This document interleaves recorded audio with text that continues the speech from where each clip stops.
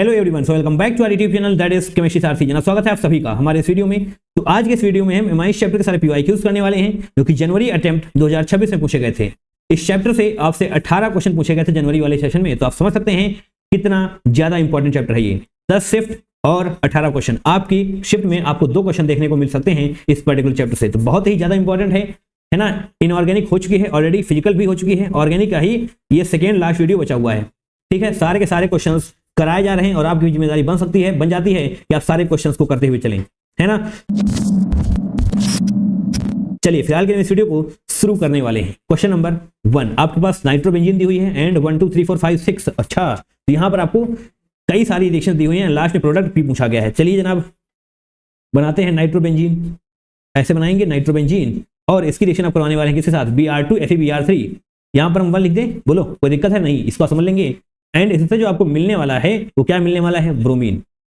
Bromine का addition हो रहा होगा एंड NO2 होता है डीएक्टिवेटिंग ग्रुप, या फिर आप यहां पर बोलेंगे Meta directing group. Meta directing group होने वाला है और ये मेटा डायरेक्टिंग ग्रुप है, यानी कि मेटा पोजीशन पर ये मतलब अपनी मेटा पोजीशन पर ब्रोमीन का एडिशन करवा रहा होगा। बोलो हाँ या ना। ऐसे करेंगे आप और ये ऐसे ऑर्थो मेटा पैरा, तो यहां पर मेटा पोजीशन पर आप ब्रोमीन लगा रहे होंगे, तो ये क्या है बताइए, मेटा ब्रोमो नाइट्रो बेंजीन है ना।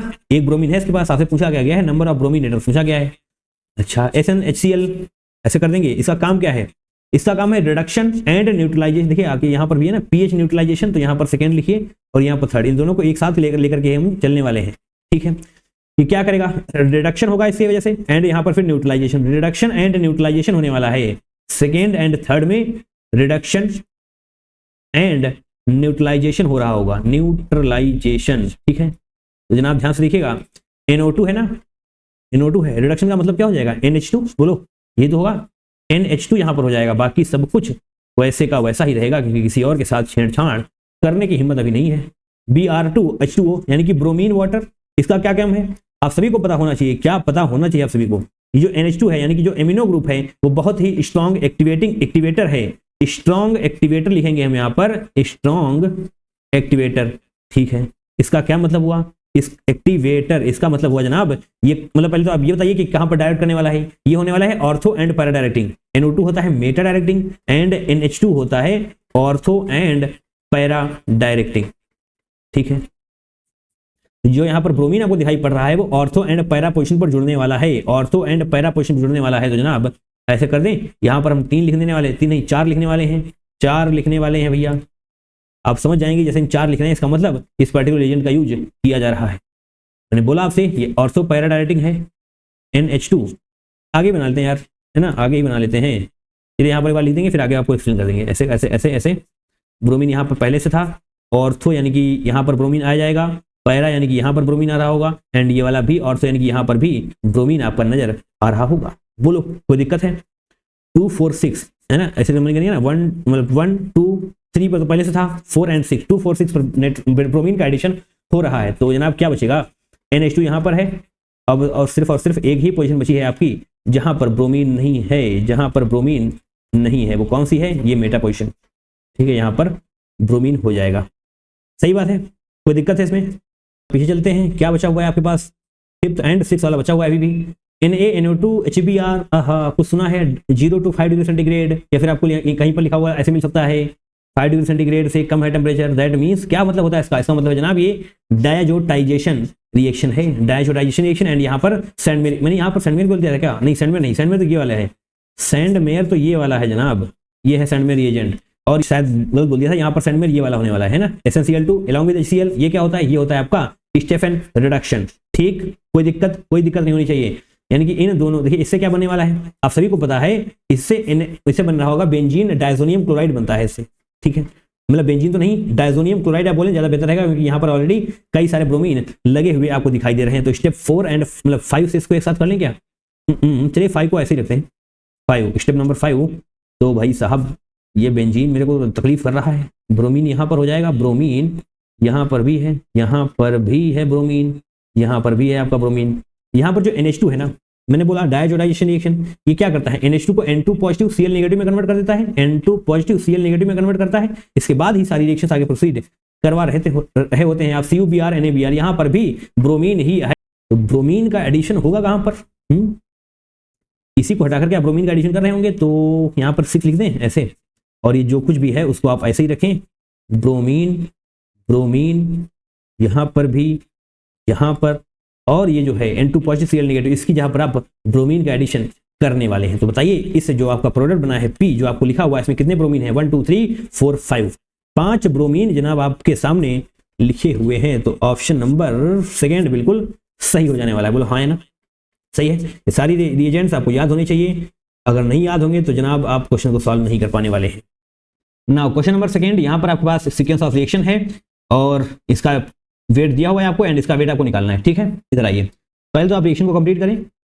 ये क्या है आपके पास? 4 नाइट्रोटोल्यूइन, ऐसे करेंगे, यहाँ पर आप NO2 लगाने वाले हैं, और इसको ध्यान से देखिए, ये क्या है? ये वही है जो पहले क्वेश्चन में था। ये देखिए जनाब कहां पर है, SnHCl along with pH neutralization, क्या कर रहा था? ये रिडक्शन कर रहा था NO2 का NH2 में रिडक्शन कर रहा था, देखो हाँ या ना, यस। तो वही जनाब यहां पर भी करेगा। आपका जो नाइट्रो ग्रुप है NO2, इसको एनिलीन में कन्वर्ट कर देने वाला है। ये हो गया आपका रिएजेंट 1, ये हो जाएगा रिएजेंट 2। ये CH3 को छेड़ेगा भी नहीं, बट NO2 को छोड़ेगा भी नहीं, NO2 को NH2 में कन्वर्ट कर देने वाला है। ये हो जाएगा आपका प्रोडक्ट। ये बोलो हाँ या ना, यस। अब क्या करना है? अब जनाब आपके पास एसिटिक एनहाइड्राइड है। ये क्या है? ये एसिटिक एनहाइड्राइड, ठीक है, CCO होल ट्वाइस और एक यहाँ पर O। एसिटिक एनहाइड्राइड क्या करने वाला है? एसिटिक एनहाइड्राइड आपके एमीन को एसिटानिलीड में कन्वर्ट कर रहा होगा, एसिटानिलीड में कन्वर्ट कर रहा होगा। तो जनाब ये एचडी रहेगा, CH3 को ऊपर ऐसे ही रखते हैं, और यहां पर ऐसे ऐसे ऐसे करिएगा, NH2 यानी कि एक हाइड्रोजन जाएगा बाहर, NH हो जाने वाला है यहाँ पर, COCH3 COCH3 ऐसे कर ले भैया, ओपन करके लिखेंगे तो दिक्कत हो जाएगी, ऐसे हो जाएगा। अब आप Br2 ACOH लिखने वाले हैं, दैट मीन्स ब्रोमिनेशन हो रहा होगा यहाँ पर।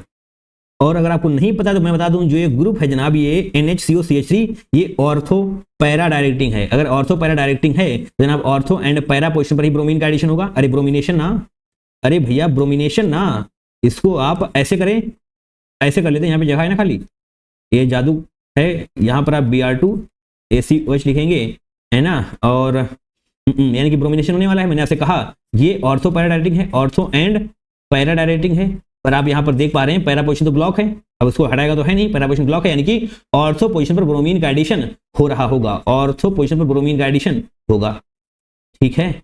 यहाँ पर आपके पास NHCOCH3 एचडी रहेगा, CH3 यहाँ पर हो जाएगा, ऑर्थो पोजीशन है तो ऑर्थो ये हो जाएगी पोजीशन ऑर्थो, यहाँ पर आप ब्रोमीन का एडिशन कर पा रहे होंगे।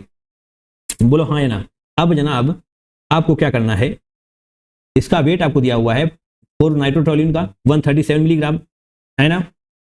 आपसे कहा गया है 137 मिलीग्राम है अगर आपके पास ये, तो कितना बनेगा बी, कितने ग्राम बी का फॉर्मेशन होगा, उसके लिए आपको मोल्स वगैरह कैलकुलेट करने पड़ेंगे। मोल्स के लिए मॉलिक्यूलर वेट कैलकुलेट करना पड़ेगा। इसका मॉलिक्यूलर वेट क्या होगा, बोलो मॉलिक्यूलर वेट कितना है 130। अच्छा मॉलिक्यूलर वेट कैलकुलेट करिए पहले, 6 कार्बन यहाँ पर, 7 यहाँ पर, दैट मीन्स क्या हो जाएगा C7 C7, और हाइड्रोजन कितने हैं 3 यहाँ पर, 4 5 6 7 हाइड्रोजन हो जाएंगे, और 1 नाइट्रोजन और 2 ऑक्सीजन, बोलो तो 12 7 84 हो जाएगा, 84 प्लस 7 करेंगे आप, एंड नाइट्रोजन के लिए प्लस 14, एंड ऑक्सीजन के लिए 16 दूनी 32, कितना हो जाएगा 91 4 95 5 10, कितना हो जाएगा 91 से हो जाएगा, 91 4 105 हो जाएगा, 105 2 32 5 37 137 हो जाएगा, यस 137 हो जाएगा, हाँ। और ये आपको 137 मिलीग्राम दिया भी हुआ है, तो इसके मोल्स अगर आप कैलकुलेट करेंगे एन, ऐसे कैलकुलेट करने समझ आएंगे आप, इसी के हैं n is equal to 137 milligram divide by 137, क्या है ये मॉलिक्यूलर, ये मॉलिक्यूलर वेट है ना 137, तो क्या आएगा मिलीग्राम है बाबू, मिलीग्राम, तो फिर आप निकालेंगे तो 0.1 नहीं 0 मतलब 1 मिली मोल्स आने वाले हैं। बोलो हाँ या ना, 1 मिली मोल्स आ रहे होंगे, क्योंकि यहाँ पर वेट आपने किस में लिखा था, मिलीग्राम में वेट लिखा था, ठीक, बहुत अच्छी बात है। अब इसका जनाब मॉलिक्यूलर फॉर्मूला कैलकुलेट करें पहले, क्या होगा 3 6 कार्बन यहाँ पर, इसमें बेंजीन में 7 8 9 कार्बन है, C9 हो जाएगा। हाइड्रोजन कितने हैं 1 2 3 ही कार्बन है यहाँ पर, 3 ही हाइड्रोजन है यहाँ पर बेंजीन में, एक यहाँ पर एक यहाँ पर एक यहाँ पर, दिक्कत है डबल बॉन्ड बनाइए, ओपन करके देखिए, सिर्फ यहीं पर आपको कार्बन 3 बॉन्ड बनाता हुआ नजर आ रहा होगा, यहाँ पर 4 बॉन्ड बन चुके हैं, यहाँ पर भी 4 और यहाँ पर भी 4, तो यहाँ पर सिर्फ और सिर्फ 3 हाइड्रोजन है बेंजीन में, 3 यहाँ पर 3 3 6 7 8 9 10 H10, नाइट्रोजन कितना है, नाइट्रोजन जनाब एक है आपके पास, और एक ऑक्सीजन है आपके पास, एक ब्रोमीन है।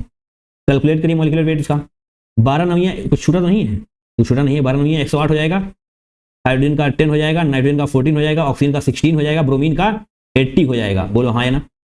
तो क्या हो जाएगा, इसको जोड़ने के बाद जनाब आने वाला है 16 14 30, 30 10 40, 40 और 80 120, 120 228, 228 इसका टोटल मॉलिक्यूलर वेट आने वाला है। एंड जब इसका वेट भी तो आपसे पूछा गया, देखिए 1 मिलीमोल अगर ये है तो 1 मिलीमोल ये भी प्रोड्यूस हो रहा होगा। बोलो हाँ या ना। यस 100% है। अगर कुछ नहीं दिया हो तो 100% आपको रिएक्शन मानी है। 1 मिलीमोल से 1 मिलीमोल ये भी बन रहा होगा, तो अगर 1 मिलीमोल है दैट मीन्स 1 मतलब 228 मिलीग्राम ही बनना चाहिए। बोलो हाँ या ना। n is equal to weight upon molecular weight आप करेंगे, अगर वेट इसका 228 होता मतलब होगा ही होगा and divide by molecular weight 228, तभी तो आपका 1 मिलीमोल आ रहा होगा। मिलीग्राम ही पूछा गया तो यस 228 ही आपका करेक्ट आंसर हो रहा होगा। अच्छा यहाँ लिखना नहीं है, यहाँ पर टिक करना है भैया, यहाँ पर टिक करना है। ओके मुझे लगा ये इंटीजर टाइप क्वेश्चन है। इस प्रकार से आप इस क्वेश्चन को क्रैक कर सकते हैं। अगर आपको रिएक्शन आती है तो जनाब हाँ आप इस क्वेश्चन को क्रैक कर सकते हैं। एसिडिक एनहाइड्राइड देखिए इसके बारे में पिछले क्वेश्चन में लिखा हुआ है, एसिडिक एनहाइड्राइड की रिएक्शन आगे आपको मिल जाएगी। समझ पा रहे हो कुछ जो मैं बोलने की कोशिश कर रहा हूँ, समझ पा रहे हो। कॉन्सेप्ट सेम है, अलग अलग क्वेश्चन में लपेट कर दिए जा रहे हैं, कॉन्सेप्ट तो सेम ही रहेगा, उनका काम भी सेम ही रहेगा। बोलो हाँ है ना। हाँ आजा बेटा इधर question number 3, compound P undergo the following. अच्छा एक बार फिर से फॉलोइंग सीक्वेंस ऑफ रिएक्शन।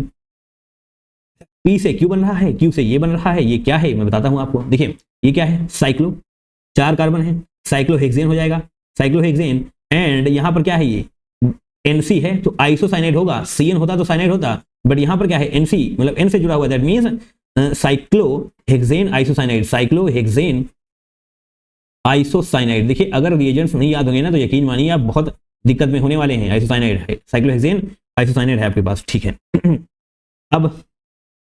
अब इसको देखिए, मतलब यहाँ से बात करें ना, हम चलिए यहाँ से चलते हैं क्योंकि यहाँ से बड़ी दिक्कत हो जाएगी आपको। इधर आइए पीछे चलते हैं। CH3CL3KOH एल्कोहलिक KOH क्या है भैया, ये है जनाब आपकी कार्बल एमीन रिएक्शन। आपने पढ़ी होगी, क्या पढ़ी है आपने, कार्बल एमीन रिएक्शन। इसमें क्या करना होता है आपको, आइसोसाइनाइड बन रहा है, ध्यान रखिएगा। इसमें आपका प्राइमरी एमीन को आप ट्रीट करते हैं CH3CL3 विद एल्कोहलिक KOH, तो आपका जो है साइक्लोहेक्साइल अमाइन। देखिए इसमें क्या होने वाला है, एमाइन से आप आइसोसाइनाइड तक का सफर तय कर रहे होते हैं, आइसोसाइनाइड तक का सफर तय कर रहे होते हैं। तो आपका आइसोसाइनाइड यहाँ पर नजर आ रहा है, यानी कि आपके पास क्या होगा, साइक्लोहेक्सेन अमाइन होगा। साइक्लोहेक्सेन अमाइन को जब आप इसे ट्रीट करेंगे तो आपका ये बन जाने वाला है साइक्लोहेक्सेन अमाइन होना चाहिए। बोलो हाँ है ना, इससे ट्रीटमेंट के पहले, ठीक है। और तो लिख ही लेते हैं, इससे कैसे लिखेंगे भैया, यहाँ पर PQ ये बनाना है आपको। चलिए PQ यहाँ पर हम R मान लें, इसके बाद R बनेगा, R के बाद इसको ट्रीट करने वाले हैं, ठीक है। मैं कैसे लिखूंगा इसके लिए मैं मान रहा हूं, तो आपका R क्या हो जाएगा, साइक्लोहेक्सेन अमाइन, साइक्लोहेक्सेन अमाइन। ये R भैया कुछ है नहीं, मैंने सिर्फ माना है आपको समझाने के लिए, ठीक है। ये आपका प्रोडक्ट है कार्बल एमीन रिएक्शन के पहले, सॉरी रिएक्टेंट है आपका ये कार्बल एमीन रिएक्शन के पहले। ये क्या है, हॉफमैन ब्रोमामाइड रिएक्शन पढ़ी है आपने, मैं यहाँ पर लिख देता हूँ Hoffmann HOFFMAMM Hoffmann bromamide reaction, bromamide reaction. इसमें क्या होता है, इसमें जनाब आप एक कार्बन की चेन को कम कर रहे होते हैं, कार्बन की चेन को कम कर रहे हैं, यानी कि आप CO को उड़ा रहे होते हैं। बोलो हाँ है ना। कैसे उड़ाते हैं CO को, आपके पास CONH2 होगा, C डबल बॉन्ड O, ऐसे नहीं लिखते हैं, पूरा ही लिख देते हैं, CONH2 होगा आपके पास। एंड जब आप इसको KOH विद Br2 ट्रीट करने वाले हैं तो आपका ये NH2 CO गायब हो जाएगा, सिर्फ और सिर्फ आपको NH2 देखने को मिल रहा होगा। कार्बन की चेन कम हुई ना, एक कार्बन आपने उड़ा दिया है, कार्बन की चेन इस प्रकार से कम हो रही होती है, ठीक है। तो जनाब यहाँ पर Q क्या होगा कि आप कार्बन के मतलब CO को उड़ा दें, उसके बाद ये बचे, बताइए। तो आपके पास जो प्रोडक्ट Q होगा उसमें सिर्फ और सिर्फ कार्बोनिल एक्स्ट्रा होगा, एंड उस कार्बोनिल को उड़ाने के बाद आपका ये NH2 नजर आने वाला है, राइट। बात को समझ पा रहे हैं, यस। तो आपके पास अभी क्या यहाँ पर क्या था, साइक्लोहेक्सेन अमाइन था। तो जनाब आपके पास पहले इसको बना लेते हैं, साइक्लोहेक्सेन अमाइन को बना लेते हैं, है ना। इधर आइए, साइक्लोहेक्सेन, तो ऐसे करिए, ये हो जाएगी साइक्लोहेक्सेन अमाइन, यानी कि यहाँ पर आप NH2 जोड़ दीजिए। बोलो हाँ है ना, ये हो जाएगा आपको प्रोडक्ट R जो मैंने मान लिया है, ठीक है। अब प्रोडक्ट Q क्या होने वाला है, इसी में जनाब कार्बोनिल ग्रुप आपको एक्स्ट्रा, अरे ये बेंजीन नहीं बनानी है, बेंजीन नहीं बनानी है, साइक्लोहेक्सेन ही रखना है। इसको हटाएंगे यहाँ से NH2 के बजाय यहाँ पर आप कार्बोनिल ऐसे CONH2 जोड़ दीजिए, CONH2 जोड़ दीजिए, ये हो जाएगा आपका प्रोडक्ट Q, है ना। इसी की जब रिएक्शन करने वाले हैं हॉफमैन ब्रोमाइड, तो जनाब ये CO उड़ जाएगा, ठीक है। NH2 आपका यहाँ पर मिल जाने वाला है ठीक है, ओके। अब इसकी बात करते हैं, अब जनाब इसकी बात करते हैं, इस रीजेंट का यूज कहां पर करते हैं बताइए। इस रीजेंट का यूज करते हैं जब आपको कार्बोक्सिलिक एसिड को कन्वर्ट करना होता है इसमें CONH2 यानी कि अमाइड में। बोलो हाँ या ना, ये क्या है, अमाइड है ना, CONH2 अमाइड, NH2 अमीन। तो जनाब कार्बोक्सिलिक एसिड को अमाइड में कन्वर्ट करने के लिए आप इसका यूज कर रहे होते हैं। दैट मींस जो प्रोडक्ट पी होगा आपका उसमें कार्बोक्सिलिक एसिड आपको नजर आना चाहिए। तो कार्बोक्सिलिक एसिड आपको ऑप्शन नंबर 4 में नजर आ रहा होगा। बोलो हाँ या ना, ठीक है। थोड़ा सा हम आपको एक बार फिर से क्विक समरी देने की कोशिश कर रहे होंगे। देखिए आपके पास प्रोडक्ट पी था, वो प्रोडक्ट पी क्या है मैंने पता किया अभी, क्या है ये, यहाँ पर COOH होना चाहिए कार्बोक्सिलिक यानी कि साइक्लोहेक्सेन कार्बोक्सिलिक एसिड। साइक्लोहेक्सेन तो सभी में है, साइक्लोहेक्सेन सभी में है, कार्बोक्सिलिक एसिड जो भी छेड़छाड़ होगी बाहर हुई होगी, ठीक है। तो कार्बोक्सिलिक एसिड को यहाँ पर पकड़ के चलते हैं, पी है। एंड ये जो आप देख पा रहे हैं NH3 एंड विद हीटिंग, तो आप यहाँ पर देखते हैं कि कार्बोक्सिलिक एसिड को कन्वर्ट किया जा रहा होता है एमाइड में इस रीजन के द्वारा। आपने एमाइड में कन्वर्ट किया यानी कि साइक्लोहेक्सेन तो एजिडी रहने वाली है और एमाइड यानी कि CONH2 इस पर लग जाने वाला है। इसके बाद रिएक्शन करवाने वाले हैं आप KOH-BR2 यानी कि हॉफमैन ब्रोमाइड रिएक्शन। तो उस पर्टिकुलर केस में आपको पता है कि CO को उड़ा दिया जाता है, दैट मींस सिर्फ और सिर्फ NH2 आपको बचने वाला है, ठीक है। उसके बाद आप रिएक्शन करने वाले हैं ये CHCl3 KOH एल्कोहलिक KOH के साथ, तो उसको आप बोल रहे होते हैं कार्बोलिमीन रिएक्शन। वहां पर क्या होता है, एमाइन को आइसोसाइनाइड में कन्वर्ट किया जा रहा होता है। तो ये जो अमाइन आपके पास दिखाई दे रहा है आपको NH2 में, इसको आप आइसोसाइनाइड में यानी कि NC में कन्वर्ट कर रहे होंगे। बोलो हाँ या ना, yes. Can we move further, definitely. Question number 4, student performed. Student क्या, तुम मानो ये कि वो तुम्हारी जो है वो परफॉर्म कर रही है कुछ एलिफैटिक ऑर्गेनिक कंपाउंड X है कुछ, अच्छा, जिसका carbon percentage H hydrogen nitrogen सबको दिया हुआ है यानी कि 100% है ये। दिस कंपाउंड ट्रीटमेंट यानी कि इसको आप ट्रीटमेंट कर देते हैं किसे, HNO2 H2O प्रोड्यूस करते हैं another product another compound Y which did not contain any nitrogen atom. अच्छा, तो आपको यहाँ पर नाइट्रोजन एटम को उड़ाना है, यहाँ पर नाइट्रोजन है तो यहाँ से उड़ाना पड़ेगा। बट अच्छा, however the compound Y upon controlled oxidation, बहुत इंपॉर्टेंट है ये controlled oxidation, produced another compound Z that responded to iodoform test. The structure of X is। अच्छा, तो पहले तो आप इसको पता करें कि कंपाउंड X का मॉलिक्यूलर फॉर्मूला क्या होगा। कार्बन कितना है 61.01% है ना, एंड हाइड्रोजन कितना है 15.25%, और ये नाइट्रोजन कितना है 23.74%। इसका मोल रेशियो निकालेंगे आप, बोलो मोल रेशियो निकालेंगे तो एटॉमिक मास कितना होता है कार्बन का 12, तो मोल रेशियो के लिए आप 61 डिवाइड बाई 12 करेंगे तो कितना आएगा 12×5 60, 5 पॉइंट समथिंग आ रहा होगा, 5.0 समथिंग, ठीक है, 0 इतना आएगा। हाइड्रोजन कितना हो जाएगा 15.25 डिवाइड बाई 1 हाइड्रोजन होता है, तो ये कितना आएगा 15 ही आने वाला है, सही बोला मैंने, 15 ही आएगा। एंड एंड एंड इधर आइए, नाइट्रोजन का कितना है 23.74, इसका वेट कितना होता है 14, तो 14 दूनी 28 यानी कि 14 एकम 14 1.69 होगा, 1.69। ओके जी 1.69। अब इसको जरा सिंपल रेशियो में कन्वर्ट करें, तो सिंपल रेशियो में कन्वर्ट करने के लिए आप जो सबसे छोटा नंबर है उसको डिवाइड करेंगे, सबसे छोटा क्या है 1.69, तो इसी से सबको डिवाइड कर देते हैं, इसी से सबको डिवाइड कर देते हैं भैया। इधर आइए, ये तो 1 हो जाएगा, ग्रेट। ये क्या होगा, ऐसे ऐसे ऐसे करेंगे 169, 10 से जाएगा 1690 आएगा, यानी कि 9 के समथिंग आ रहा होगा। सॉल्व करने के बाद 9 आने वाला है, सॉल्व करके देख लेना, 1690 हो जाएगा, 10 से मल्टीप्लाई करेंगे, 1690 में से आप 150, 1690 में से आप 169 माइनस करेंगे, 9 टाइम्स ना, तो कितना आएगा 10 हो जाएगा 1, 8 6 2, 16 1 15, 1521 1500 यानी कि 9 के लगभग आ रहा होगा। इसको इसका बढ़ा सकते हैं 169, 16 3 48 यानी कि 3 के लगभग आ रहा होगा, है ना। तो C3H9N आपका मॉलिक्यूलर फार्मूला हो जाने वाला है कंपाउंड X का, C3H9N। बोलो हाँ है ना, यस। और इसी N यानी कि जो एक नाइट्रोजन है वो आपको उड़ाना है, did not contain any nitrogen, तो यस जब आप HNO2 विद H2O रिएक्शन करने वाले हैं तो क्या आपका ये गायब हो जाएगा। देखिए पहले तो आप ये जो फॉर्मूला निकाला है आपने मॉलिक्यूलर फॉर्मूला, उसके बेस पर कुछ ऑप्शंस को निगलेक्ट कर सकते हैं। क्या देखते हैं, C3 3 कार्बन होने चाहिए, 1 2 3 4 कार्बन हो गए भैया, हटा दो तुरंत, गलत हो गया ये, क्योंकि कंपाउंड एक स्ट्रक्चर X ही पूछा गया है आपसे। 3 कार्बन होने चाहिए, 1 2 3 कार्बन है, 9 हाइड्रोजन, 1 3 3 6 3 9 हाइड्रोजन, सही है, ये तो अभी के लिए है गेम में। यहाँ पर भी 3, ये भी सही है, 1 नाइट्रोजन है, 9 हाइड्रोजन, सही है ये भी। पीएच, अच्छा इसको थोड़ा सा ओपन करते हैं, इसको थोड़ा सा ओपन करके दिखाते हैं हम आपको। इसको हटा दिया जाए, बिल्कुल हटा दिया जाएगा, इसको हटा करके जनाब इधर आइए, पीएच यानी कि आप बेंजीन एज अ सब्स्टिट्यूएंट, ये हो जाएगा पीएच आपका CHNH2 और CH3, जोड़िए कितने कार्बन है यहाँ पर 6 कार्बन इसके पास, बेंजीन के पास 7 8 है, ये क्या 8 कार्बन इतने भैया नहीं, अरे ये तो बहुत ही गलत हो गया, ये तो देखना भी नहीं था हमें। C3 हटाइए हटाइए हटा दीजिए, कोई दिक्कत है ही नहीं इसमें। फिनाइल को देखते ही आप इसको कट कर देंगे, बनाने की कोशिश नहीं करेंगे इसको। ये ऑप्शन बचेंगे आपके पास, second option and third option. अब देखते हैं डिड नॉट कंटेन, अच्छा वाई, जब इसका एप्लीकेशन करेंगे तो वाई आगे हमने ये लिया है क्वेश्चन या नहीं लिया है, तो अभी बताते हैं आपको।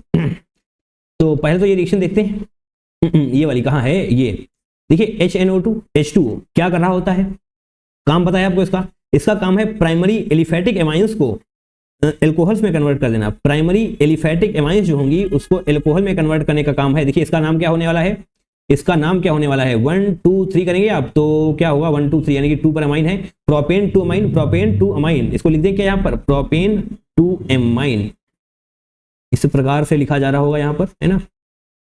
अभी बताते हैं आपको क्या क्या होने वाला है, इधर आइए। ये क्या है, तो सिंपल सी चेन है, सिंपल सी चेन अगर जनाब है तो इसको आप प्रोपेन 1 अमाइन लिख सकते हैं, प्रोपेन 1 अमाइन लिख सकते हैं। जगह की थोड़ी सी समस्या हो रही है इसलिए हम इसको आगे चलते चलिए, आगे चलते हैं। ये जो सेकेंड ऑप्शन आपका लिखा हुआ है क्या है, प्रोपेन 1 अमाइन, CH3 CHNH, इधर CH3 है ना, यहाँ पर क्या होगा NH2 होने वाला है, सही है, यही था।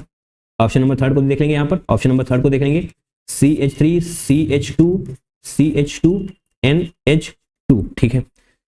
इसकी रिएक्शन आप करवा रहे हैं अगर HNO2 along with H2O के साथ जो आपको दिया हुआ है, तो मैंने आपसे कहा इसका काम है प्राइमरी एलिफेटिक एमीन्स को, प्राइमरी एलिफेटिक एमीन्स को एल्कोहल्स में कन्वर्ट कर देना। तो जनाब ये एल्कोहल्स में कन्वर्ट कर रहा होगा इसको, बोलो हाँ है ना, और साथ में N2 गैस भी इसमें से निकल रही होती है। तो इसको जनाब एल्कोहल में अगर आप कन्वर्ट कर रहे होंगे तो क्या आएगा, CH3 ऐसे, CH3 ऐसे, और यहाँ पर जो NH2 है उसको एल्कोहल में कन्वर्ट करने के लिए मतलब OH आप लगा देंगे, और यहाँ से आपको N2 गैस निकलती हुई नजर आ रही होगी।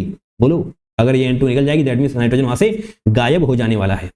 इसको भी अगर आप रिएक्शन करवाना चाहते हैं, देखिए आंसर तो आपका ऑप्शन नंबर 2 हो चुका है, बट इधर भी देखते हैं हम, यहाँ से आप इसको बाहर करेंगे that means CH3 CH2 CH2, और ये एल्कोहल के लिए आप OH लगा रहे होंगे। इसका क्या नाम होने वाला है 1 2 3 यानी कि प्रोपेन 2 ओल प्रोपेन 1 ओल, ठीक है। अब कुछ आपको और दिया है, अगर अभी भी समस्या है ना तो थोड़ा सा कर लेंगे। कंट्रोल्ड ऑक्सीडेशन का मतलब है एल्कोहल से एल्डिहाइड तक।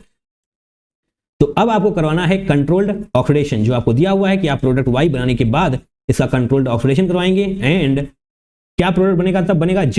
देखिए अभी प्रोडक्ट Y है, कंट्रोल्ड ऑक्सीडेशन का मतलब क्या है, देखिए मतलब आपको एसिड तक नहीं जाना है, यानी कि COOH तक का फॉर्मेशन नहीं करना। ये कब कर रहे होते हैं आप, जब आपके पास स्ट्रॉन्ग ऑक्सीडाइजिंग एजेंट होता है तब।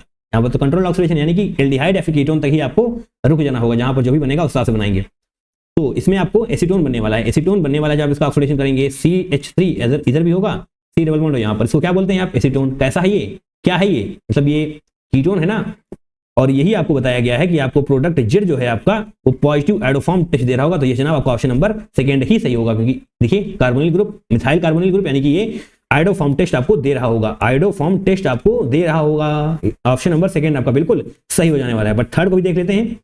थर्ड में जब आप कंट्रोल्ड ऑक्सीडेशन करवाने वाले हैं, थर्ड में जब आप कंट्रोल्ड ऑक्सीडेशन करवाएंगे तो आपको एल्डिहाइड का फॉर्मेशन होता हुआ नजर आ रहा होगा। कौन सी एल्डिहाइड बनेगी, ये CH2OH उड़ाइए, एल्डिहाइड को जोड़ दीजिए, CH3 CH2 और अब यहाँ पर CHO। जब आप इसको ओपन करेंगे तो आपको वो नहीं मिलेगा जो आपको चाहिए पॉजिटिव आइडोफॉर्म टेस्ट के लिए। बोलो हाँ है ना। क्वेश्चन अच्छा है, क्वेश्चन सारे ही अच्छे हैं क्योंकि रिएजेंट्स मतलब सीक्वेंशियल रिएक्शंस आपसे करवाई जा रही हैं, बट थोड़ा सा दिमाग लगाएंगे, ऑप्शंस को निगलेक्ट कर सकते हैं आप। यस, क्वेश्चन नंबर 5 बहुत ही जबरदस्त क्वेश्चन है। यहाँ पर आपको डायग्राम्स, यहाँ पर मतलब आपको स्ट्रक्चर बनाने पड़ेंगे। Total number of alkali insoluble solid sulphonamides obtained by reaction of given amines with Hinsberg reagent is. तो यहाँ पर आपके पास इतने सारी चीजें दी हुई हैं, आपसे पूछा गया है हिंसबर्ग रिएजेंट में कौन सा है जो इनसॉल्युबल सॉलिड बनाने वाला है। बताइए, पहले तो ये बताइए कि क्या आपको पता है ये हिंसबर्ग टेस्ट, ये किस वीडियो में है भैया। प्रैक्टिकल ऑर्गेनिक केमिस्ट्री, आप बार बार इसी के वीडियो का प्रमोशन करते रहते हैं, जब देखो तब इसी वीडियो का प्रमोशन। अरे इसी वीडियो में सब कुछ है भैया, इसी वीडियो में आपको सब कुछ है। हिंसबर्ग टेस्ट वगैरह आपको यहीं पर दिखाए गए हैं। 1 डिग्री अमीन सॉल्युबल होने वाला है लास्ट में, 2 डिग्री अमीन इनसॉल्युबल, इसी को देखना है आपको 2 डिग्री अमीन को। अगर 3 डिग्री अमीन होगा तो जनाब नो रिएक्शन। अमीन कहां पर है, ये आपकी रिएक्शन, बोलो मतलब ये है आपकी अमीन। अगर नाइट्रोजन 3 R ग्रुप से जुड़ा हुआ है दैट मींस 3 डिग्री, अगर 2 R से जुड़ा हुआ है दैट मींस 2 डिग्री, एक ही R है तो 1 डिग्री। ये हो जाएगा आपका हिंसबर्ग रिएजेंट। डीप में जाना है तो जनाब समझिए कैसे क्या यहाँ पर हो रहा है, बट यहाँ पर इस क्वेश्चन के लिए आपको ये समझना है कि जो भी 2 डिग्री अमीन होगा वो इनसॉल्युबल होने वाला है, यानी कि उसी को आप अपने आंसर में काउंट कर रहे होंगे। ठीक है, तो एनिलीन तो बनाना सभी को आता है भैया। बेंजीन बनाइए सबसे पहले। बेंजीन आप बनाएंगे, देखिए एनिलीन 1 बाय 1 सारी चीजों को किया कवर किया जा रहा होगा भैया। ठीक है, तो एनिलीन बनाते हैं हम। ऐसे आप बेंजीन बनाएंगे, बेंजीन पर आप NH2 लगा देंगे, NH2 लगा देंगे। ये क्या है 1 डिग्री हुआ ना, क्योंकि आप एक ही तो R जुड़ रहे हैं उससे, 2 तो हाइड्रोजन है दैट मींस ये तो 1 डिग्री हो गया, 1 डिग्री। एन मिथाइल एनिलीन, तो यहाँ पर आपको एन मिथाइल कर लेना है। एनिलीन बनाइए पहले, एनिलीन बनाएंगे आप सबसे पहले, और यहाँ पर N होगा, N मिथाइल यानी कि इसी पर आप मिथाइल ग्रुप को जोड़ रहे हैं CH3, यहाँ पर H हो जाएगा। तो ये आपका अब क्या हो चुका है 2 डिग्री, यानी कि एक आर इधर एक आर इधर, ये हो जाएगा आपका 2 डिग्री। यस, इसी को आपको काउंट करना है। मिथनामाइन की बात कर लेते हैं यार, जगह की बड़ी समस्या है, चलिए बाद में हम रफ कर देंगे। ओके, मिथनामाइन आप जितना भी समझाते जा रहे हैं समझ चलिए।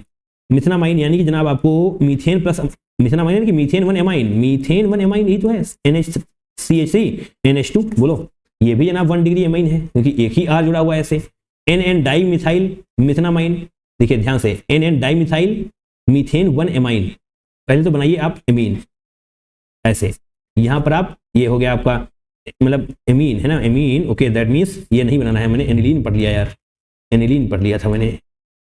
NN dimethyl methane 1 amine. Okay, तो N बनाइए आप सबसे पहले, N बनाएंगे आप CH3, ठीक है, नंबरिंग करेंगे ना, तो NN डाइमिथाइल मीथेन 1 एमाइन, सही बात है 1। ओके, तो यहाँ पर ये तो 3 डिग्री हो जाएगा, ये तो जनाब आपका 3 डिग्री हो जाएगा। N methyl methane 1 amine, N methyl methane 1 amine, यानी कि यहाँ पर जनाब आपको 2 CH3 ग्रुप देखने को मिल रहे होंगे। CH3 ऐसे करेंगे, CH3 ऐसे करेंगे और यहाँ पर H हो जाएगा, क्यों? क्योंकि यहाँ पर N मिथाइल है, N पर मिथाइल है और मीथेन 1 एमाइन, ठीक है। तो हाँ, ये आपका 2 डिग्री हो जाने वाला है। देखिए जो कुछ हो चुका है उसको रखा जाएगा, अब रफ कर दें क्या बाकी चीजें। चलिए यहाँ पर नीचे आते हैं, फिनाइल मीथेन 1 एमाइन, बेंजीन बनाएंगे आप, इस प्रकार से बेंजीन बनाएंगे और यहाँ पर आप CH2 NH2 कर रहे होंगे, तो ये हो जाएगा आपका फिनाइल मीथेन 1 एमाइन, एक आर इधर एक आर इधर, भैया ये हो चुका है आपका 2 डिग्री, बोलो हाँ है ना, यस।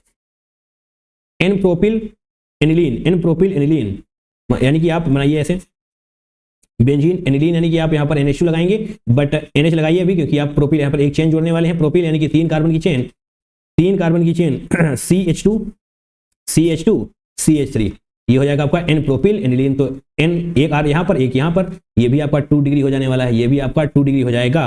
अब थोड़ा सा रफ कर लिया जाए, बुलाओ रफ कर लिया जाए। चलिए भैया रफ करना ही पड़ेगा क्योंकि अब जगह है नहीं हमारे पास, इसको यहाँ पर ऐसे रफ कर लिया जाएगा।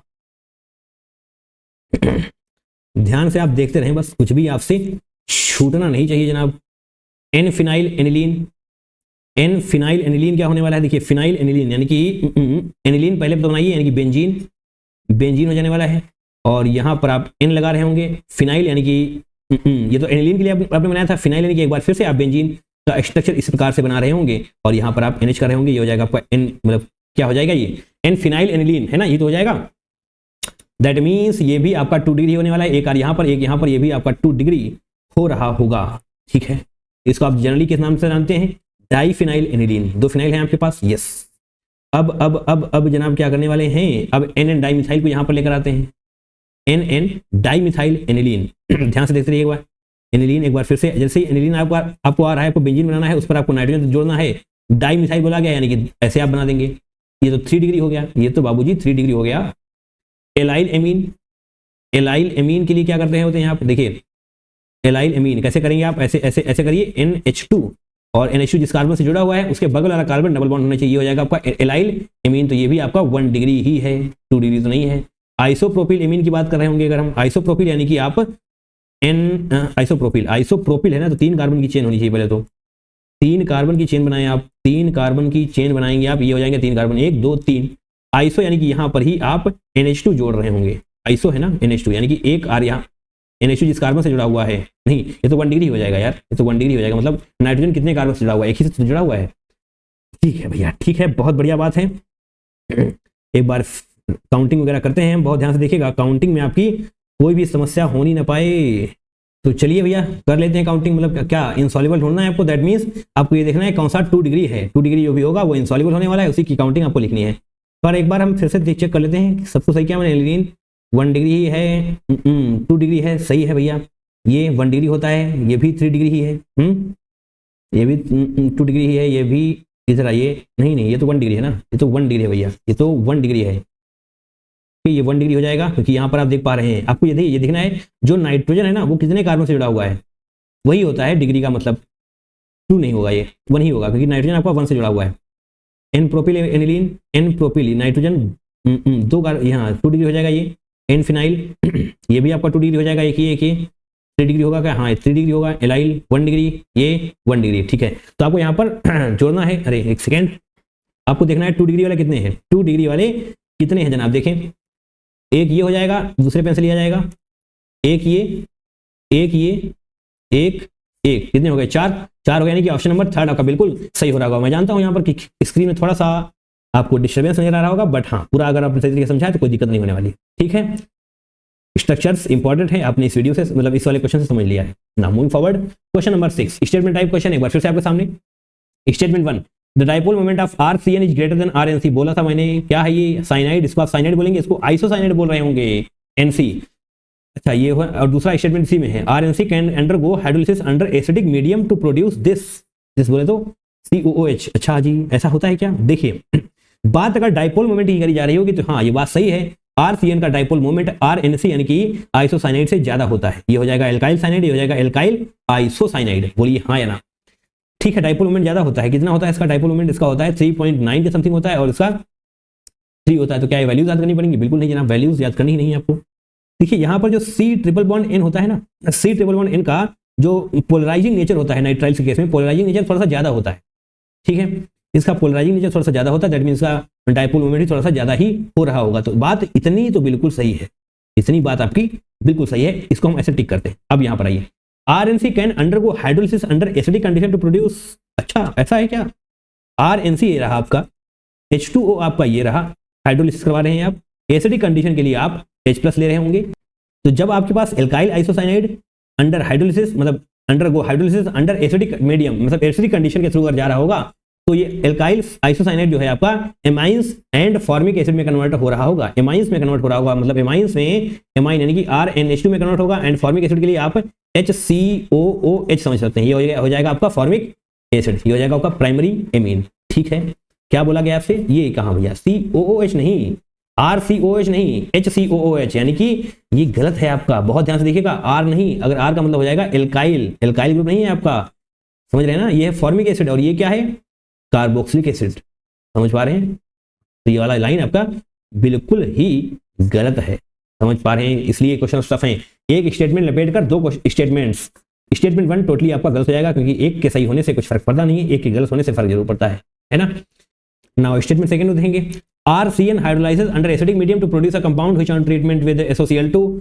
अच्छा फटाफट आप रिएक्शन करते ही जा रहे हैं, ओके। तो बाद में क्या बनेगा? Produces, okay. देखिए फर्क कहां पर है? फर्क है यहाँ पर क्या था? आइसोसाइनाइड। यहाँ पर क्या है?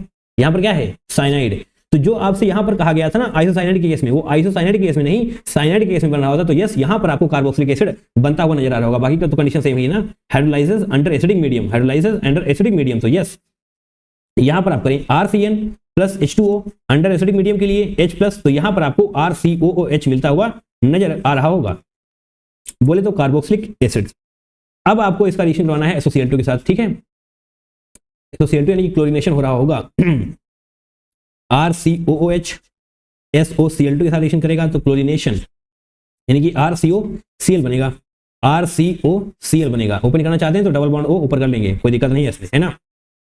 ये आपका क्या है? Acid chloride followed by the addition of NH3। Addition of NH3 आपको करना है, गिव्स अनदर कंपाउंड X। तो हाँ अनदर कंपाउंड X मिलेगा, ठीक है जनाब। मिलता है क्या? देखते हैं, RCOCl एसिड क्लोराइड के जवाब करने वाले हैं NH3 के साथ, तो यहां पर आपको RCONH2 यानी कि एमाइड मिल रहा होगा, RC double bond O NH2 बोले तो एमाइड आपको मिल रहा होगा। इसको आप एमाइड लिख सकते हैं, जो आपको प्रोडक्ट X बोला गया है, RCONH2।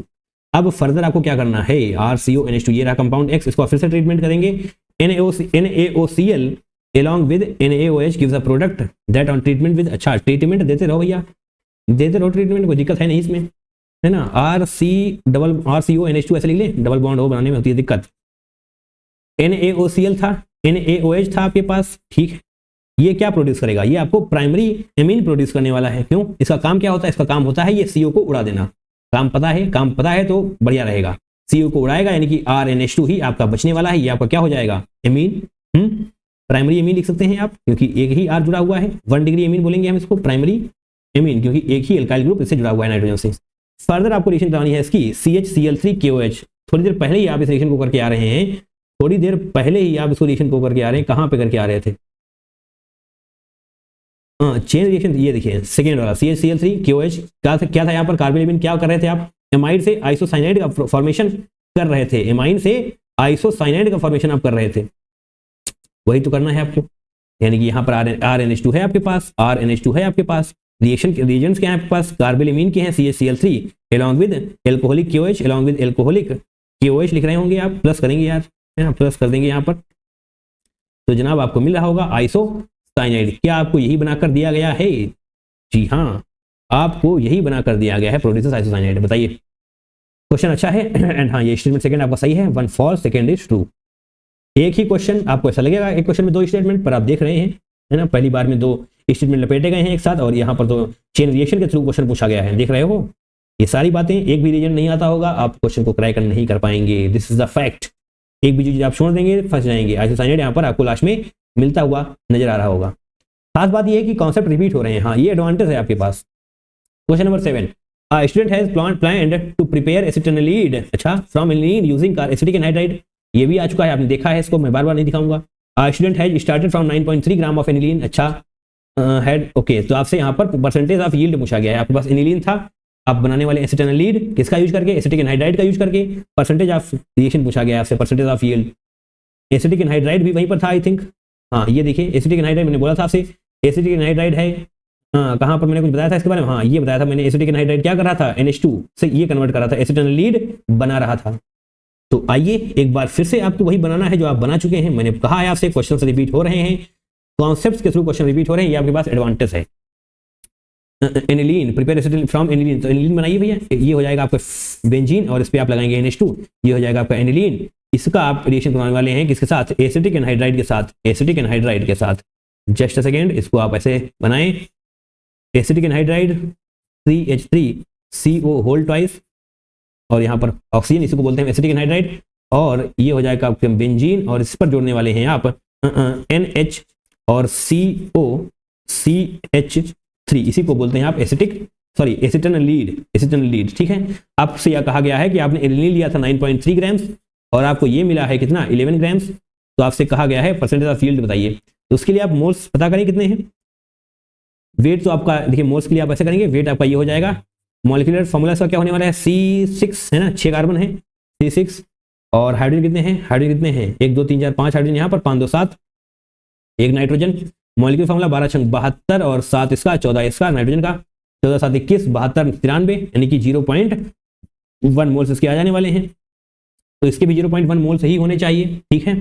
इसका मॉलिक्यूलर फॉर्मूला क्या होगा, C6 यहाँ पर 7 8 6 C8 8 कार्बन, हाइड्रोजन कितने 5 6 3 9 9 hydrogen, oxygen 1 nitrogen 1 nitrogen 1 oxygen, 12 8 96 और 9 14 प्लस 16 ये कितना हो जाएगा 30 30 9 6 15 यानी कि 135 है ना, 135 मॉलिक्यूलर वेट है। मोल्स इसके कितने होने चाहिए, 0.1 मोल्स इसके प्रोड्यूस होने चाहिए, तो 0.1 मोल्स होने चाहिए। इसका आपको वेट पता करना है, नहीं परसेंटेज ऑफ यील्ड, अच्छा एक सेकेंड, तो हाँ वेट पता करिए आप, कितना वेट प्रोड्यूस होना चाहिए था अगर 100% यील्ड हो रही होती। अगर 100%, let's assume 100% lead, let's assume 100% yield, अगर आप 100% यील्ड एज्यूम करने वाले हैं तो ही आपको 0.1 मोल से 0.1 मोल मिल रहा होगा, यानी कि वेट इसे आप निकालिए, मॉलिक्यूलर वेट कितना है 135, तो इसका वेट कितना आना चाहिए, इसका वेट आना चाहिए 13.5, बोलो हाँ या ना, 13.5 ग्राम, बट आया कितना है 11 ग्राम्स।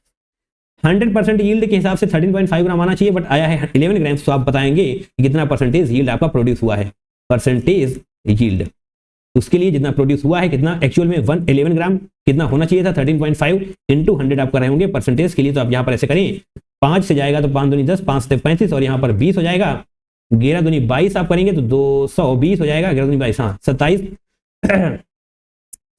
270 हो जाएगा, 270 8 27 हाँ 8 से करेंगे आप, तो देखिए 8 वाला कोई है क्या ऑप्शन में, 9 हाँ सही है, ऑप्शन नंबर 4 आपका बिल्कुल सही हो जाएगा, ठीक है, कोई दिक्कत नहीं होनी चाहिए आपको इसमें।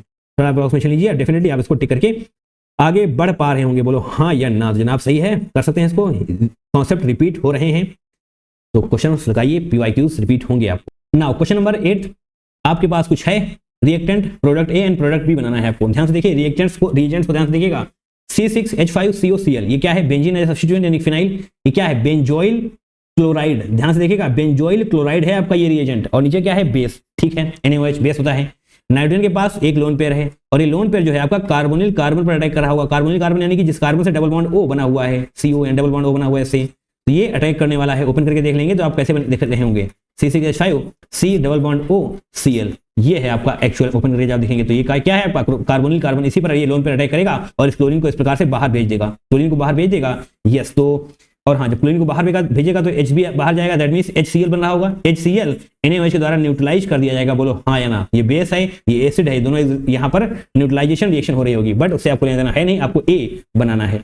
इधर आइए, A क्या बनेगा, ऐसे ये हो जाएगा। नाइट्रोजन यहाँ पर एजिड है, एक H बाहर जा चुका है, दैट मींस यहाँ पर अब सिंगल H बचने वाला है।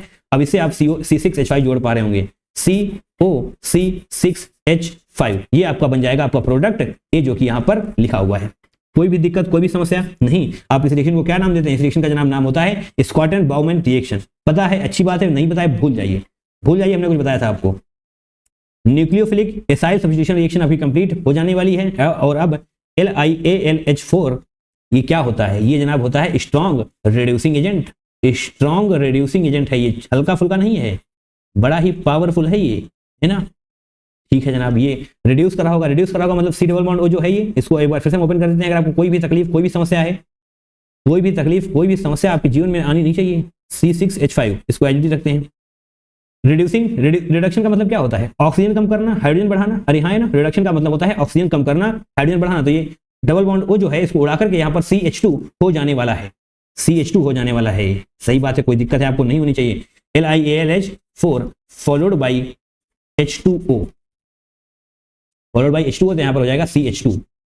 ऐसे करेंगे आप, यहाँ पर जो भी है ऐसे ही रहेगा, नाइट्रोजन ऐसे ही रहेगा, और यहाँ पर जो आपने C डबल बॉन्ड O था ये अब CH2 में कन्वर्ट हो जाएगा एंड C6H5 आपको एज इट इज देखने को मिला होगा। C6H5 यानी कि benzene as a substituent, benzene as a substituent. यहाँ पर देखिए NH नहीं, CO नहीं, CO तो बाहर जा चुका है, CO तो बाहर जा चुका है, OH नहीं। अरे भैया ऑप्शन नंबर 4 CH2 होगा ना यार, ये हो जाएगा आपका साइक्लोहेक्सेन। ऐसे यहाँ पर CH2NH CH2NH CH2 CH2 C6H5 यानी कि benzene as a substituent phenyl इसको आप बोल रहे होते हैं। बोलो हाँ या ना। LiAlH4 कई बार आया है, स्ट्रॉन्ग रिड्यूसिंग एजेंट होता है, आपको पता होना चाहिए। हाँ, इस रिएक्शन के बारे में हो सकता है आपने पहले ना सुना हो, इस रिएजेंट के बारे में, तो यस पता कर लेंगे। Now question number 9, the mass of benzenylide obtained from the benzoylation reaction of 5.8 gram of aniline। अच्छा, if yield, अच्छा यहाँ पर आपको yield बता दी गई है, तो आपसे पूछा गया है कितना बनेगा। दूसरी बार पहली बार में आपको बताया गया था इतने ग्राम से इतने ग्राम बन रहा है, तो yield बताइए। इस बार yield बता दी गई है, अच्छा बात है, बहुत ही बढ़िया है जनाब। एनिलीन है ना, एनिलीन क्या होता है, बेंजीन बनाइए और उस पर NH2 लगाइए, इसकी रिएक्शन आप करवाने वाले हैं। बेंजोइलेशन मतलब C6H5, अरे यही तो है ना बेंजोइल क्लोराइड, मैंने बोला था अभी आपको C6H5COCl। ये क्या होता है, बेंजोइल क्लोराइड। बेंजोइलेशन का मतलब हो जाता है इसी के साथ आप इसकी रिएक्शन करने वाले हैं, COCl। और अभी थोड़ी देर पहले ही मैंने आपको बताया, मैंने इसीलिए मैंने आपसे बार बार कह रहा हूँ कि कॉन्सेप्ट रिपीट हो रहे हैं। क्वेश्चन टफ आया है मैं मानता हूँ, बट अगर आप सही से पढ़ के जा रहे हैं तो कॉन्सेप्ट रिपीट होते हुए आपको नजर आ रहे होंगे।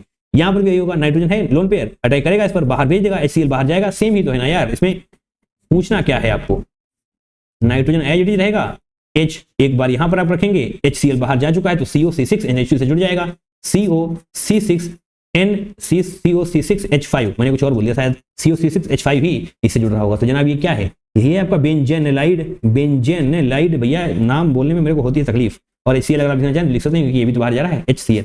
ठीक है, काम का जो है वो ये है बेंजेनलाइड। भैया अगर कोई समस्या हो जाए तो माफ करना भैया, हैं इधर आओ। अच्छा क्या होता है इसका मॉलिक्यूलर फॉर्मूला, 93 मैंने कैलकुलेट किया था थोड़ी देर पहले ही, आपने भी किया होगा, नहीं किया कर लेना। 93 होता है, 5.8 ग्राम है तो मोल्स कितने हो जाएंगे, 5.8 डिवाइड बाई 93, ये हो जाएंगे आपके मोल्स।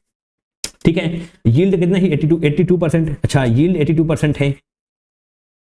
इसका मॉलिक्यूलर फॉर्मूला क्या होगा, कार्बन 6 कार्बन यहाँ पर, 7 6 13, बहुत कार्बन भैया, C13। अच्छा C13 हो गया। हाइड्रोजन कितने हो जाएंगे, 1 2 3 4 5 6 5 11 H11, एक नाइट्रोजन और एक ऑक्सीजन है ना, और कुछ है क्या, एक नाइट्रोजन एक ऑक्सीजन। तो 12 गुणे 13, 12 गुणे 13 आप कर रहे होंगे, प्लस 11 हो जाएगा हाइड्रोजन का, प्लस 14 प्लस ऑक्सीजन 16, 16 14 30, 30 से 40 41, 41 ही हो जाएगा। और 12 बड़े 144, 156, 156 प्लस 141, 6 7 15 4 19, 197 आएगा, है ना। इतना ही तो आना चाहिए, 197 ही आई होप इसका आ रहा होगा। यस बिल्कुल सही बात है। आपसे पूछा गया है एक्चुअल मास जो प्रोड्यूस होने वाला है, तो परसेंटेज ऑफ यील्ड के लिए क्या कर रहे होते हैं आप, परसेंटेज यील्ड का जो फॉर्मूला होता है वो क्या होता है, एक्चुअल मास और divide by theoretical mass. Theoretical mass मतलब अगर 100% रिएक्शन होती तो कितना मास प्रोड्यूस हो रहा होता, इनटू 100 आप कर रहे होते हैं। ठीक है, परसेंटेज यील्ड आपको दी गई है, कितनी है 82%, 82%। ठीक है, एक्चुअल मास कितना है इसका दोबारा सुनेगा, जितने मोल्स इसके कंज्यूम हो रहे हैं उतने ही मोल्स इसके बनेंगे भी। ठीक है, ये हो जाएगा आपका थ्योरेटिकल मास जितना बनना चाहिए था, तो इतने मोल्स इसके कंज्यूम हो रहे हैं 5.8 डिवाइड बाई 93, इतने मोल्स इसके बनने चाहिए थे। तो मास के लिए आप क्या कर रहे होते हैं, मास के लिए आप कर रहे होते हैं मोल्स इनटू मॉलिक्यूलर वेट। बोलो, मोल्स इनटू मॉलिक्यूलर वेट कर रहे होते हैं आप।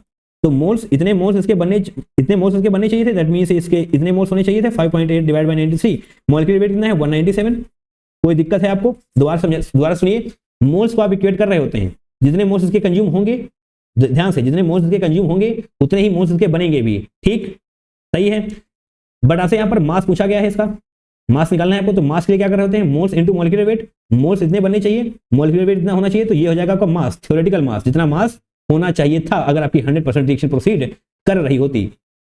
एक्चुअल मास बताना है आपको, थ्योरेटिकल की बात करेंगे तो 5.8 डिवाइड बाई 93 इंटू आप कर रहे होंगे 197, इंटू आप यहाँ पर 100 भी कर रहे होंगे। बोलो, हाँ बढ़िया भैया, कैलकुलेशन करनी पड़ेगी आपको। मुझे लगा कि इंटीजर टाइप क्वेश्चन नहीं होगा, इंटीजर टाइप ही है, इंटीजर टाइप ही है। तो इसको आप 93 को ऊपर ले जाएं, इंटू 93 को यहाँ से हटा करके हम ऊपर ले आते हैं, है ना। 93 को आप ऊपर ले जाएंगे, 5.8 इसको भी आप हटाएंगे तो यहाँ पर 0 बढ़ जाएगा। बताओ भैया बताओ। अच्छा, अब इसको है, आप सॉल्व कर लीजिएगा, इसको जब आप सॉल्व करेंगे तो एक्चुअल मास जो है आपका, एक्चुअल मास जो है आपका वो 10.04 के समथिंग आ रहा होगा, 4 या फिर 7 के समथिंग आ रहा होगा, 74। तो आप 10 ग्राम्स आपका सही आंसर हो जाएगा, 10 ग्राम्स आपका सही आंसर हो जाएगा। मतलब इतना एक्चुअली प्रोड्यूस हुआ है। ठीक है, होना इतना चाहिए था जितना आप कैलकुलेट करके निकालेंगे। ठीक, कोई भी दिक्कत नहीं होनी चाहिए, प्रॉपर एक्सप्लेनेशन दिया जा चुका है। नाउ क्वेश्चन नंबर 10 बहुत ही शानदार क्वेश्चन है ये। ए एक न्यूट्रल कंपाउंड है, मॉलिक्यूलर फॉर्मूला दिया हुआ है, उसका ट्रीटमेंट आप करते हैं Br2HOH नेगेटिव के साथ, तो बी बनता है एंड वही बी सॉल्युबल है डाइल्यूट एसिड में। उस बी का ट्रीटमेंट जब आप करते हैं एक्वस NaNO2HCl के साथ, देखिए क्या है ये NaNO2HCl 0 to 5 degree centigrade डायजोटाइजेशन reaction है ये। तो आपको कंपाउंड सी मिल रहा होगा जिसका ट्रीटमेंट करते हैं CuCN के साथ, तो प्रोड्यूस डी मिलता है आपको। डी का हाइड्रोलिसिस करने वाले हैं आप, तो ई मिलने वाला है। और उसी ई को आप पा सकते हैं कैसे, हाइड्रोलिसिस ऑफ ए करके, है ना। ई on treatment with acidified KMnO4। ये क्या है, acidified KMnO4 strong oxidising agent है जनाब, ये हल्का फुल्का नहीं है, स्ट्रॉन्ग ऑक्सीडाइजिंग एजेंट है ये। ठीक, यस। तो जनाब आपको F मिल रहा है एंड उसी F में आपको बताना है 2 different types of hydrogen atom. बहुत इंपॉर्टेंट है ये, है ना। देखिए बहुत ही अच्छा क्वेश्चन है ये, 1 by 1 समझते हैं आपको। A to B क्या हो रहा है, A to B थोड़ा सा शॉर्ट में लिखें अभी, है ना।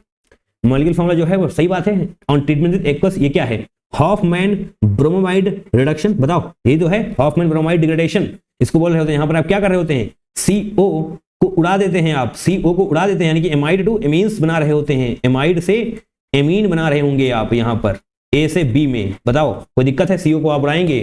ठीक है, अब बात करते हैं B से C की। B से C में क्या होने वाला है ये सब देख लेंगे बाद में, इधर आइए पहले। ये क्या है, डायजोटाइजेशन रिएक्शन पढ़ा है इसको। इसमें क्या होता है, इसमें जो एमीन होता है आपका वो N2 पॉजिटिव Cl नेगेटिव में कन्वर्ट हो रहा होता है, जिसको हम डायजोनियम सॉल्ट बोल रहे होते हैं। तो ये जो NH2 आप लगाने वाले हैं वो किस में कन्वर्ट होने वाला है, N2 पॉजिटिव Cl नेगेटिव में। बोलो हाँ है ना। उसके बाद C से D जब आप आएंगे तो क्या है, CuCN। ये है जनाब सैंडमेयर रिएक्शन, सैंडमेयर रिएक्शन है ये। एंड सैंडमेयर रिएक्शन में होता क्या है, ये जो आपने N2 पॉजिटिव Cl नेगेटिव है यहाँ पर, वो उड़ करके वो जनाब यहाँ पर ऐसे आप लिखें N2 पॉजिटिव Cl नेगेटिव, उसको हटा करके आप Cn यानी कि नाइट्राइल का एडिशन कर रहे होंगे, नाइट्राइल ग्रुप, है ना। अब ABCD और E, D से E में क्या है, हाइड्रोलिसिस आप करवाने वाले हैं। अच्छा, हाइड्रोलिसिस आप करवाने वाले हैं D से E का, यानी कि नाइट्राइल।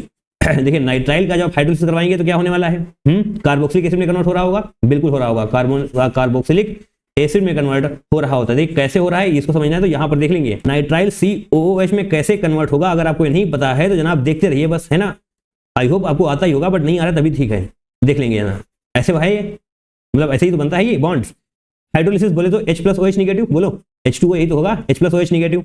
अब आप खुद बताइए, नाइट्रोजन की इलेक्ट्रॉन नेगेटिविटी ज्यादा होती है ना, इसका मतलब ये जो बॉन्ड्स हैं ये मतलब इसका जो इलेक्ट्रॉन कैरेक्टर है इलेक्ट्रॉनिक यहाँ पर आ जाने वाले इलेक्ट्रॉन, यानी कि डेल नेगेटिव यहाँ पर जनरेट हो रहा होगा, डेल पॉजिटिव यहाँ पर कार्बन पर। H प्लस किसको अट्रैक्ट कर रहा होगा, H प्लस नेगेटिव के पास जाएगा और ये OH इसके पास आने वाला है। दैट मींस ये तीनों बॉन्ड आप तोड़ेंगे, 3 OH कार्बन पर, 3 OH आप कार्बन पर लगा रहे होंगे, 3 OH कार्बन पर आ जाएंगे और यहाँ पर NH3 बन जाने वाला है क्योंकि 3 हाइड्रोजन इसके पास आने वाले हैं। बोलो हाँ या ना? यस। आप सभी को पता है कि एक कार्बन पर 2 OH अनस्टेबल होते हैं, यहाँ तो 3 हैं, यहाँ 3 हैं। देखिए जो भी बताया जाएगा उसको रफ कर दिया जाएगा अभी, है ना। तो H2O बाहर निकल जाएगा, पानी बाहर निकलने वाला है इस प्रकार से। बोलो ये H2 बाहर जाएगा, H2O बाहर जाएगा तो कार्बन पर देखिए यहाँ पर OH group as it is रहेगा, एक OH है और ये डबल बॉन्ड O में कन्वर्ट हो रहा होगा।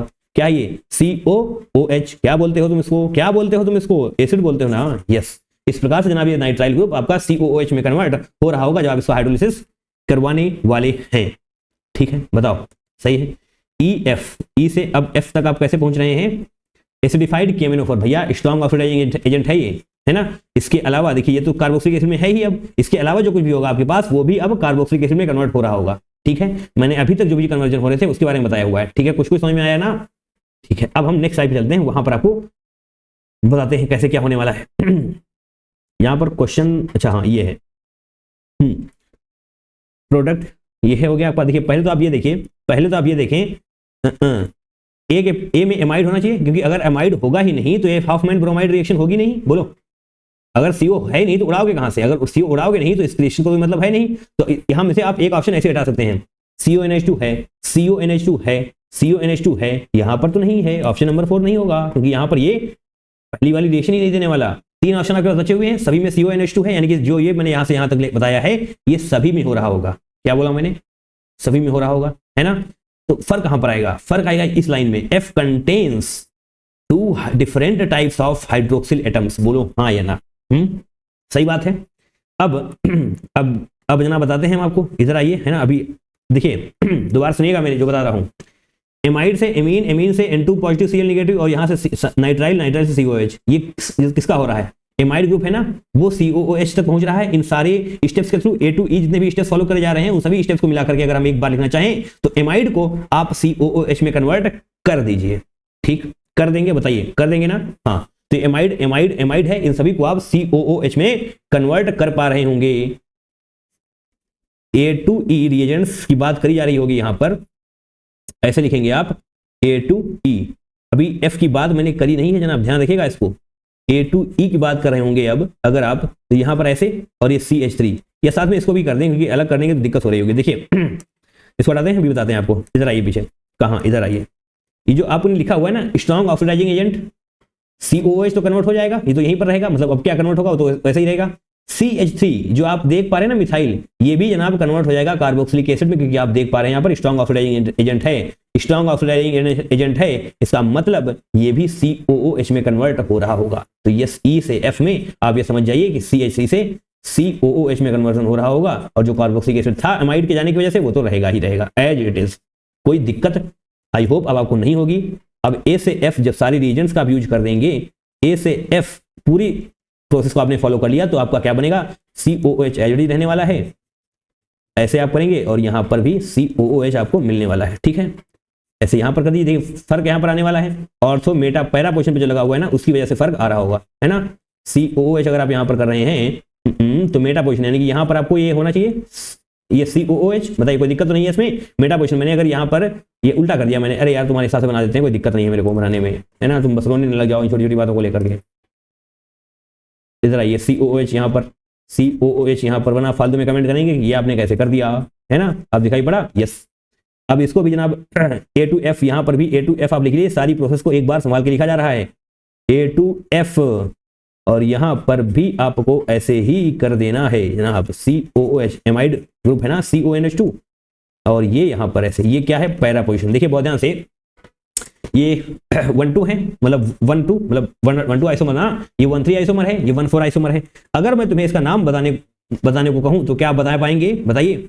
ये है जनाब आपका थैलिक एसिड, ये 1,2 आइसोमर, इसको आप थैलिक एसिड बोल रहे होते हैं, और इसको आप क्या बोलते हैं अगर लिखना चाहें हम, तो यहां पर नाम लिखो सबसे पहले थैलिक एसिड, थैलिक एसिड, ठीक है। और ये क्या है, आइसो है ना, 1,3 है ना, तो आइसो थैलिक एसिड, नाम पता होने चाहिए तुम्हें, है ना। और ये क्या है, पैरा पोजीशन पर है, दैट मींस टेरिथैलिक एसिड, टेरिहेलिक एसिड। ठीक, बताइए कोई दिक्कत नहीं, कोई भी दिक्कत समस्या नहीं है। अब जो खास बात है वो ये है कि आपको यहां पर ये पता करना है F कंटेन्स टू डिफरेंट, यहां पर टू डिफरेंट की बात करी जा रही है halogens, the structure of A. F के पास दो डिफरेंट तरीके के हेलोजेंस, दो डिफरेंट तरीके के हाइड्रोजन्स कहां पर हैं? देखिए डिफरेंट तरीके के हाइड्रोजन का मतलब क्या होता है मैं थोड़ा सा आपको एक्सप्लेन कर देता हूं। सिमेट्रिकल स्ट्रक्चर में आप आसानी से समझ पा रहे होंगे। देखिए ये है कार्बोक्सिलिक एसिड, ये है कार्बोक्सिलिक एसिड, यानी कि जो दोनों हाइड्रोजन है एक तरीके के होंगे, बताओ ये दोनों हाइड्रोजन आपके एक तरीके के होंगे, ठीक है।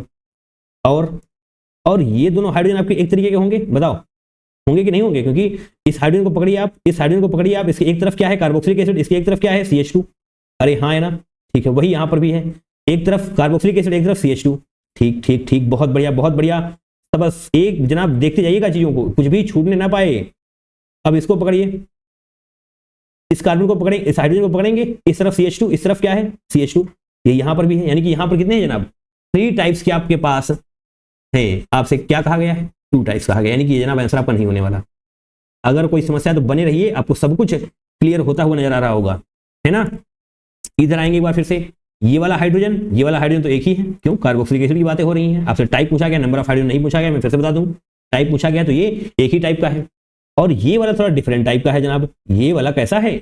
डिफरेंट टाइप का है। क्यों? क्योंकि यहां पर ये बीच में है, मतलब इधर भी कार्बोक्सिलिक ग्रुप है, इधर भी कार्बोक्सिलिक है, तो ये बिल्कुल डिफरेंट है, ऐसे इसके जैसा कोई भी नहीं है। अच्छा जी, बहुत ही अच्छी बात है। अब इसको देख लेते हैं, ये दोनों एक तरीके के हैं, ये दोनों एक तरीके के हैं, क्योंकि एक तरफ कार्बोक्सिलिक एक तरफ कार्बोक्सिलिक, एक तरफ सेमी है। अच्छा, तो यहाँ तो 3 तरीके के हो गए हैं। चौथा तरीका भी आपको नजर आ रहा होगा, कौन सा पेन लेंगे अब हम? व्हाइट पेन ले लेंगे। यस, यहाँ पर देखिए आप, ये वाला बिल्कुल ही अलग है ना। इस तरफ यहाँ से ऐसे CH2COH, यानी कि ये अलग है। 1 2 3 4, यानी कि यहाँ पर तो 4 टाइप्स के हो गए भाई साहब, 4 टाइप्स के हो गए। आपको चाहिए 2 टाइप्स के, तो हाँ अब जो बचा है वही मिल जाएंगे। ये हाइड्रोजन यहाँ पर नहीं CH3 नहीं भाई, COH होगा यार, है ना। यहाँ पे क्यों भैया? सभी का होगा स्ट्रॉन्ग ऑक्सीडाइजिंग एजेंट की वजह से, COOH, बोलो हाँ है ना। हाँ, तो ये वाला हाइड्रोजन, ये दोनों हाइड्रोजन एक तरीके हो गए। अब देखिए चाहे आप ये ले, चाहे आप ये ले, चाहे ये और चाहे ये चारों ही एक ही तरीके के हैं, क्योंकि इन पर जनाब सेम दूरी पर आपको कार्बोक्सिलिक एसिड नजर आ रहे होंगे। ध्यान से देखते रहिएगा, कोई भी समस्या आपको नहीं होनी चाहिए। ये चारों हाइड्रोजन आपको बेंजीन पर नजर आ रहे हैं वो सेम ही हैं। सिमेट्रिकल स्ट्रक्चर से पता करने की कोशिश करें। अगर नहीं समझ पा रहे हैं तो मैं आपको एक तरीका बताता हूं। क्या तरीका है वो तरीका जनाब ये है कि यहां से हाइड्रोजन को उड़ाइए, यहां से हाइड्रोजन को उड़ाइए, यहां पर क्लोरीन लिखिए, ठीक है। इसका फिर नामकरण करिए। दोबारा से आप इस कार्बन से मतलब यहां से कार्बन से हाइड्रोजन हटाइए, यहां पर क्लोरीन लिखिए, इसका नामकरण करिए। यकीन मानिए सेम ही नाम आएगा। अगर नाम डिफरेंट आ रहा है दैट मींस आपके डिफरेंट टाइप के हाइड्रोजन्स हैं, ठीक है। पर जब ऐसा आप करेंगे तो आपको सेम ही नाम मिलने वाला है, दैट मींस ये हाइड्रोजन सेम प्रकार के हैं। तो यस, यहाँ पर 2 तरीके के आपको हाइड्रोजन्स मिलने वाले हैं। ऑप्शन नंबर 3 आपका बिल्कुल सही हो जाएगा। बताइए कोई दिक्कत है, कोई समस्या है? हाँ, मैं मानता हूँ थोड़ा सा डिफरेंट है, थोड़ा सा नया आपको लग रहा होगा, बट हाँ कर सकते हैं आप। सिमेट्रिकल स्ट्रक्चर ध्यान रखिएगा। दिक्कत है अगर कोई तो उस कार्बन को हटाइए, उस हाइड्रोजन को हटाइए, क्लोरीन ब्रोमीन कुछ भी लगाना है लगाकर देखिए, नाम वगैरह लिखिए, आपको समझ में आ रहा होगा कि आपने सही किया है गलत किया है ना। अगर सेम नेम आ जाएगा दैट मीन्स सेम ही है, सेम टाइप का हाइड्रोजन होने वाला है, ठीक है। ये सारी रिएक्शंस पता होनी चाहिए एंड बिलीव मी ये सारी रिपीटेबल ही हैं, कुछ भी ऐसा नहीं है जहां पर ऐसा पहली बार इसमें पूछा गया हो। नाउ क्वेश्चन नंबर 11, यहाँ पर क्या है? A student has been given a compound X, molecular formula ये दिया हुआ है। पहले तो ये स्प्रेंगली सॉल्युबल है वाटर में, लेकिन जैसे ही आप इसमें डाइल्यूट मिनरल एसिड ऐड करते हैं ये जनाब सॉल्युबल हो जाता है वाटर में, ओके। जब आप इसका ट्रीटमेंट करते हैं CHCl3 KOH के साथ, एल्कोहलिक KOH क्या है ये? Carbonyl reaction. क्या काम होता है इसका? आइसोसाइनेट में कन्वर्ट करना। वाई प्रोड्यूस होता है, and Y specific unpleasant smell है वाई की।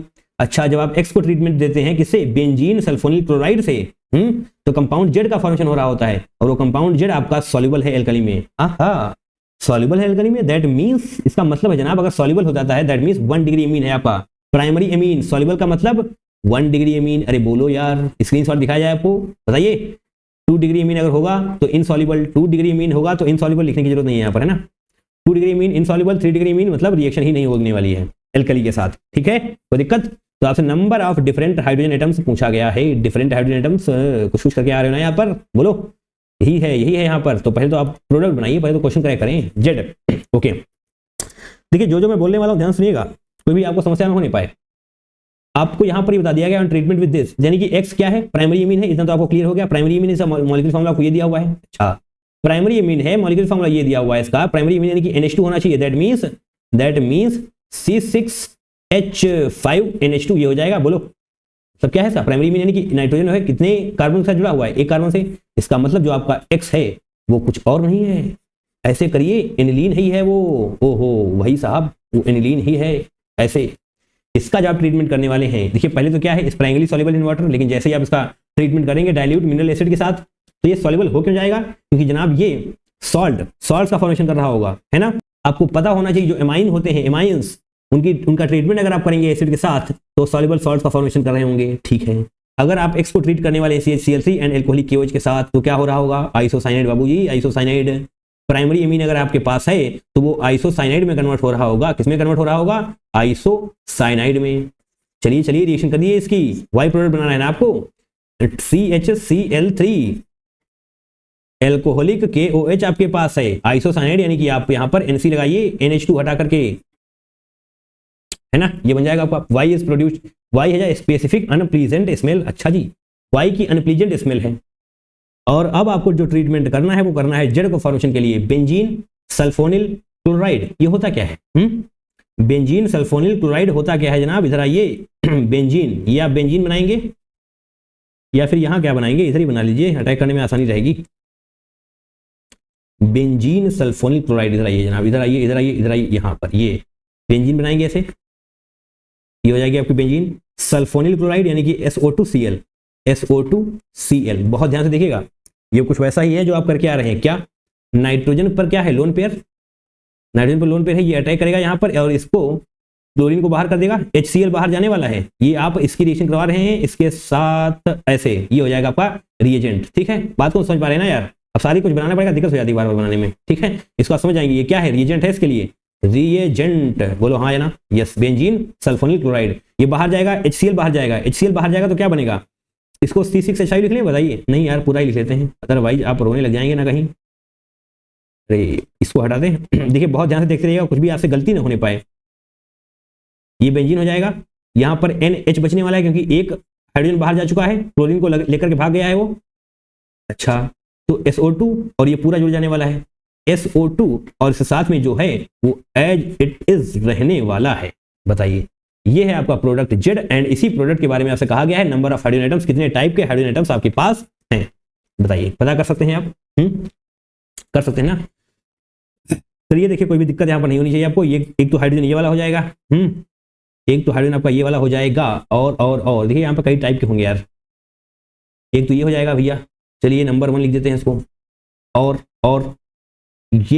और ये दो एक तरीके के हो जाएंगे। कैसे लिखेंगे, यहाँ पर एक ऐसे कर देते हैं ना, बड़ा ही तरीका विचित्र है भाई साहब, दूसरे तरीके के हो जाएंगे। और तीसरा तरीका कहाँ पर होने वाला है, तीसरा भी यहाँ पर ऐसे देख लेंगे। तीसरा यहाँ पर देखिए आप, ये वाला ऐसे, ये वाला सिमेट्रिकल स्ट्रक्चर, मैंने बार बार आपसे बोला है सिमेट्रिकल स्ट्रक्चर को फॉलो करते समय देखें, यहाँ पर 3 लिखा हुआ दिखाई दे रहा है कि नहीं दिखाई दे रहा, तुम्हें नहीं दे रहा होगा, मैं तुम्हें ऐसे लिख दूंगा तब दिखाई देगा, है ना। ये तीसरा तरीका हो गया, तीसरा कार्बन हो गया, मतलब तीसरा हाइड्रोजन यार, तीसरा हाइड्रोजन। और जो चौथा हाइड्रोजन होने वाला है, इसी पर चौथा जो होने वाला है वो ये है ना, बिल्कुल डिफरेंट है ना भाई साहब, ये चौथा हो जाएगा आपका। 4 तरीके हाइड्रोजन यहाँ पर निकल चुके हैं, यहाँ पर कोई हाइड्रोजन है नहीं। अब यहाँ पर देखते हैं, यहाँ पर देखते हैं, देखिए पांचवा, ये दोनों पांचवा हो जाएंगे, है ना, और ये छठा वाला हो जाएगा। और सातवां जनाब कौन सा है, सातवां ये है, सातवां ये है, सातवां। ठीक, बोलो कोई दिक्कत है आपको, क्योंकि आपको सिमेट्रिकल स्ट्रक्चर नहीं बोलना है, मैं फिर से कहूंगा, दिक्कत है, हाइड्रोजन हटाइए, क्लोरीन लगाइए, नेमिंग करिए, सब कुछ निकल के आ रहा होगा। सिमेट्रिकल स्ट्रक्चर ध्यान रखिए, सिमेट्रिकल स्ट्रक्चर। ठीक, तो 7 वाला ऑप्शन कौन है, ऑप्शन नंबर 4 आपका बिल्कुल सही हो रहा होगा। बताइए, क्वेश्चन ही शानदार है, प्रैक्टिस करनी पड़ेगी आपको, कुछ नई चीजें लास्ट में पूछी आ रही हैं तो यस आपको करना पड़ेगा, है ना, ये आप कई बार कर चुके हैं। चलिए अब आगे बढ़ते हैं, क्वेश्चन नंबर 12।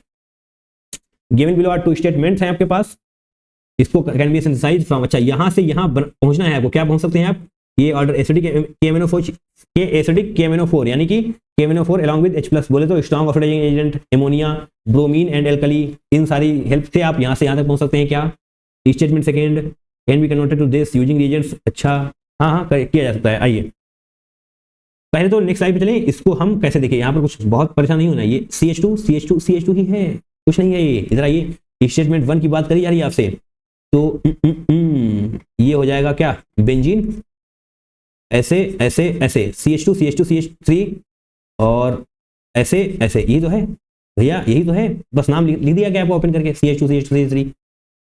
इसकी रिएक्शन आप करवाने वाले हैं, पहले क्या है ये एसिडिक KMnO4 एमोनिया। चलिए आइए जनाब, एसिडिक KMnO4 क्या करने वाला है ये, आप KMnO4 लिखें along with H+, ये क्या करता है, स्ट्रॉन्ग ऑक्सीडाइजिंग एजेंट है, बार बार नहीं बताया जाएगा, चलिए एक बार बता ही देते हैं वरना तुम रोने लग जाओगे। स्ट्रॉन्ग ऑक्सीडाइजिंग एजेंट इन सभी को ऑक्सीडाइज कर देगा और COOH में कन्वर्ट कर देगा, सिंपल, कुछ नहीं सोचना है इसको जनाब, ऐसे COOH लगाइए, जो कुछ है सबको उड़ा देना है, कार्बोक्सिलिक एसिड को छोड़ना है केवल, ठीक। क्या है ये, बेंजीन 1,2 डाइकार्बोक्सिलिक एसिड। अब इसकी रिएक्शन आपको करवानी है एमोनिया के साथ, NH3 के साथ, नहीं विश्वास है देख लेंगे, NH3 है आपके पास, ब्रोमीन एंड एल्कली भी है लास्ट में। जब NH3 के साथ रिएक्शन करवाएंगे तो क्या होगा, देखिए थैलिक एसिड है, मैंने आपको थोड़ी देर पहले बताया है, बेंजीन 1,2 डाइक्लोरिक एसिड, थैलिक एसिड भी बोलते हैं आप इसको, कॉमन नेम। इसको एमोनिया, और जब इसको आप हीट कर रहे होंगे तो थैलेमाइड में कन्वर्ट हो जाने वाला है, किसमें, थैलेमाइड में कन्वर्ट हो रहा होगा। दैट मीन्स जो आपके एसिड ग्रुप्स हैं वो एमाइड ग्रुप में कन्वर्ट हो रहे होंगे, जो आपकी ये एसिड ग्रुप हैं वो एमाइड ग्रुप में कन्वर्ट हो रहे होंगे, यानी कि CONH2 ऐसे लिख लो, ओपन करोगे तो जगह की समस्या हो जाएगी, ठीक। क्या है ये, थैलेमाइड, ठीक है। ब्रोमीन यानी कि Br2, एल्कली बोले तो बेस यानी कि NaOH होगा, ठीक है। इसकी रिएक्शन आप करवाएंगे तो क्या होगा, हॉफमैन ब्रोमाइड, देखिए NaOH हो या फिर KOH हो, बात एक ही है, एट द एंड तुम्हें OH निगेटिव लेना है। अब इसमें बहुत कंफ्यूज मत हो जाना यार कि NaOH है KOH है, बात एक ही है। ये कौन सी रिएक्शन है, हॉफमैन ब्रोमाइड, कई बार बताया जा चुका है। एमाइड को क्या करेगा, NH2 में कन्वर्ट करेगा, CO को उड़ा देगा, CO को उड़ा देने का काम है इसका, ऐसे ऐसे NH2 यहाँ पर, NH2 यहाँ पर। बताइए क्या यही आपको दिया हुआ था, अगर यही दिया हुआ था तो बात आपकी बिल्कुल सही हो जाएगी भैया। स्टेटमेंट 1 क्या है, यही दिया हुआ है, तो यस स्टेटमेंट 1 आपका बिल्कुल सही है। स्टेप बाय स्टेप पहुंचिए, आप चीजों को समझ पा रहे होंगे। Strong oxidising agent carboxylic acid NH3 amide तक लेकर जाएगा, Br2 यानी कि हॉफमैन CO को उड़ाएगा। कॉन्सेप्ट रिपीट हो रहे हैं, मैं बार बार तुमसे बोल रहा हूं, कॉन्सेप्ट रिपीट हो ही रहे हैं। अब इधर आइए, किसका मैसेज आया है, सर इतना सिलेबस ओके बात देते हैं। नाउ स्टेटमेंट सेकंड, ये क्या है आपके पास, पैराटोलिडीन है ना, can be converted into this using reagents 1 2 3। अच्छा, तो स्टेटमेंट सेकंड देखिए आपके पास ये है पैराटोलिडीन, ठीक है। इसके अकॉर्डिंग लेते हैं आप पैरा पोजीशन NH2 क्या है, NH2 है जनाब strong activating group, strong activating group. अगर ये स्ट्रॉन्ग एक्टिवेटिंग ग्रुप है that means ortho para directing होगा, ऑर्थो एंड पैरा डायरेक्टिंग है ये, ठीक है। बट आप जब देखेंगे तो आप पाएंगे कि पैरा पोजीशन तो बिजी है, पैरा बिजी है, बट ऑर्थो वाली खाली है, ऑर्थो वाली पोजीशन खाली है, पैरा बिजी हो गई है, ठीक है। ब्रोमीन वाटर ये क्या करेगा, Br2 का एडिशन करेगा, मतलब ब्रोमीन का एडिशन करेगा, ब्रोमीन का एडिशन कर रहा होगा, ब्रोमीन का एडिशन करेगा तो करवाइए भैया, करवाइए चलिए पीछे करवा लेते हैं। CH3 है आपके पास, ऐसे हो जाएगा, NH2 एचडी रहेगा, ब्रोमीन यहां पर आएगा, ब्रोमीन यहां पर आ जाने वाला है, ठीक है ना। अब फर्दर आपको जाना पड़ेगा किससे, NaNO2 HCl। ये भैया NaNO2 HCl अभी भी तुम नहीं बता पा रहे हो ना, तो इसका मतलब सही से पीवाईक्यू की प्रैक्टिस कर ही नहीं रहे हो। 0 to 5 degree centigrade benzene diazonium salt बनने वाला है, डायजोनियम सॉल्ट है ना, तो ये बेंजीन नहीं बोलेंगे हम इसको, हाँ बेंजीन नहीं बोलेंगे, बेंजीन तब बोलेंगे जब ये कुछ नहीं होगा, बेंजीन नहीं, डायजोनियम सॉल्ट कहां पर बनता है, NH2 को बाहर करेगा, डायजोनियम सॉल्ट का फॉर्मेशन हो रहा होगा, तो CH3 ऊपर एज इट इज रहेगा, है ना, ऐसे ऐसे ऐसे करिए, ब्रोमीन अभी भी लगा रहेगा, और जो यहाँ पर NH2 है वो अब N2 पॉजिटिव Cl निगेटिव में कन्वर्ट हो रहा होगा, N2 पॉजिटिव Cl निगेटिव। बोलो कोई दिक्कत, कोई तकलीफ, ये हो गया कंप्लीट। एक्वस H3PO2 ये क्या है, रिड्यूसिंग एजेंट है जनाब, ये रिड्यूसिंग एजेंट है, रिड्यूस कर देगा किसको, यहाँ पर मतलब ये जो पूरा हटा जाएगा। रिड्यूस करने का मतलब क्या होता है, देखिए रिडक्शन क्या होता है, हाइड्रोजन का एडिशन, यानी कि सबको हटा करके हाइड्रोजन का एडिशन हो रहा होगा, H3 या फिर लिखेंगे हम यहाँ पर aqueous H3PO2 CH3 as it is, ये हो जाएगा आपका बेंजीन। यहां पर आप तीनों हाइड्रोजन लगाने वाले हैं, दैट मींस तीनों हाइड्रोजन यहीं पर समा जाएंगे, तो कुछ भी आपको नजर नहीं आने वाला है, ये ब्रोमीन आ जाएगा, और इसको हटा देते हैं, अदरवाइज आप मिथाइल समझ सकते हैं इसको ऐसे, ठीक है। बताइए यही तो है CH3, मतलब यही तो है ना। स्टेटमेंट सेकंड भी आपका बिल्कुल सही है, both statements are true, option number second आपका बिल्कुल सही हो रहा होगा। ये क्वेश्चन देखिए मैं आसान ही बोलूंगा, क्योंकि ऐसा कुछ भी यहाँ पर नहीं है जो आपने पहले ना पढ़ा हो, सारे रिएजेंट्स आपके रिपीटेबल ही हैं, करना पड़ेगा इनको। Now question number 13, hydrocarbon P(C4H8) on reaction with HCl gives an optically active compound that is Q। Optically active यानी कि एसिमेट्रिकल कार्बन आपको मिलना चाहिए, एसिमेट्रिकल कार्बन आपको मिलना चाहिए, यानी कि आपके कार्बन से चारों के चारों ग्रुप डिफरेंट होने चाहिए, ठीक है। फिर ऑन रिएक्शन उसका रिएक्शन करवाते हैं 1 मोल अमोनिया के साथ, तो आपको कंपाउंड R मिल रहा होता है, उसके बाद R on डायजोटाइजेशन followed by hydrolysis, तो आपको S मिलता है। तो आपको PQRS का बताना है क्या है ना। देखिए यहाँ पर कॉमा लगा हुआ है PQRS, अगर दिखाई नहीं दे रहा तो मैं आपको अलग करके दिखाता हूँ जनाब, है ना। ऐसे यहाँ पर PQRS अलग होते हुए तो नजर आने चाहिए, बोलो हाँ या ना, इस प्रकार से। और अब देखेंगे, आइए नीचे क्वेश्चन में C4H8, इससे क्या हो जाएगा, इससे दो पॉसिबिलिटी है, या तो एल्कीन यानी कि डबल बॉन्ड होगा या फिर साइक्लो एल्कीन होगा, है ना। क्यों ऐसा मैंने कैसे बोल दिया, देखिए एल्केन का फॉर्मूला क्या होता है, एल्केन के लिए आप करते हैं CnH2n+2, और एल्कीन के लिए हो रहा होता है CnH2n, और alkene alkane alkene alkyne alkyne यानी कि ट्रिपल बॉन्ड के लिए आप कर रहे होते हैं CnH2n-2। बोलो हाँ या ना, कोई दिक्कत है इसमें। Cn यानी कि कार्बन पर कितना नंबर है, 4, 4 दूनी 8, N2n, दैट मींस एल्कीन है डबल बॉन्ड, और इसकी दूसरी पॉसिबिलिटी क्या है, साइक्लो एल्कीन, जो कि यहां पर आपको नजर आ रहा है, double bond double bond double bond सही में है, ठीक है। ओके अब क्या करते हैं, देखिए साइक्लो इसको छोड़ते हैं अभी के लिए, यहां पर आइए डबल बॉन्ड, ये क्या है, ब्यूट 1 ब्यूट 2 तो इनको अलग अलग करके हम बनाते हैं, कार्बन कार्बन कार्बन कार्बन, ये हो जाएगा आपका ब्यूट 1 और ये हो जाने वाला है आपका ब्यूट 2, ठीक है, कोई दिक्कत, यही दोनों आपको बने हुए दिखाई दे रहे हैं। इनकी आप रिएक्शन करवाने वाले हैं HCl के साथ, HCl के साथ दोनों की रिएक्शन करवाइए, दोनों की रिएक्शन करवाएंगे आप। देखिए ये मतलब यहाँ पर कार्बोटाइन फॉर्मेशन हो जाएगा, कार्बोटाइन फॉर्मेशन यहाँ पर होगा ना, ज्यादा स्टेबल मोर स्टेबिलिटी की वजह से। उसके बाद H+Cl नेगेटिव है, तो Cl जनाब यहाँ से जुड़ने वाला है। मार्कोनी-कॉल्स रूल को याद करिए, क्या होता है मार्कोनी-कॉल्स रूल, H वहां पर जुड़ेगा, H उस कार्बन पर जुड़ेगा जिस कार्बन के पास ऑलरेडी ज्यादा हाइड्रोजन है, तो इस कार्बन के पास H2 है, 2 हाइड्रोजन है इसके पास सिर्फ और सिर्फ एक ही हाइड्रोजन है, तो हाइड्रोजन आपका यहां पर ही जुड़ने वाला है, ठीक है। मार्कोनी-कॉल्स रूल को याद कर रहे होंगे आप, ऐसे करेंगे और यहां पर आपका क्लोरीन आ जाने वाला है, बोलो हाँ या ना। यहाँ पर आप इसको हाइड्रोजन को ओपन कर लें, बताइए आपको यहाँ पर ऑप्टिकली एक्टिव नजर आ रहा है क्या, जी हाँ ऑप्टिकली एक्टिव आपको नजर आ रहा होगा, क्योंकि एसिमेट्रिकल कार्बन है, यहाँ पर C2H5 इस तरफ, यहाँ पर CH3, ऊपर क्लोरीन, नीचे हाइड्रोजन, चारों group different, that means optically active. खुश होने की जरूरत नहीं है, क्योंकि यहाँ पर भी नजर आ जाएगा आपको, है ना। तो C करें आप, मतलब 4 कार्बन, और यहाँ तो सेम ही है भैया, किसी पर भी ऐड कर दो आप, एट द एंड नाम तो सेम ही हो जाने वाला है, क्लोरीन ऐसे करेंगे, है ना, और यही हो जाएगा, मतलब एट द एंड नाम दोनों का सेम ही रहेगा। आप जब नामकरण करेंगे इनका, यहाँ से नंबरिंग आप करेंगे, यहाँ से नंबरिंग करेंगे, दोनों का नामकरण सेम ही रहेगा, क्या होगा 1 2 क्लोरोब्यूटेन, है ना, दोनों का ही है भैया ये 2 क्लोरोब्यूटेन, ठीक है।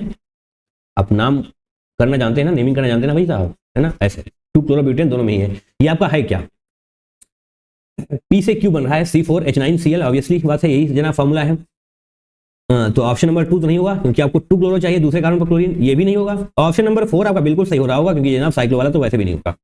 देखो कोई दिक्कत है, कोई समस्या है, 2 क्लोरोब्यूटेन नजर आ रहा है ना, बट ठीक है, फिर भी हम आगे चलेंगे। ऑप्शन नंबर 4 आपका सही हो चुका है, ऑप्शन नंबर 4 सही हो चुका है, इसका मतलब आपका ब्यूट 1 वाला सही हुआ है, कौन नहीं, ब्यूट 2 वाला सही हुआ है ना।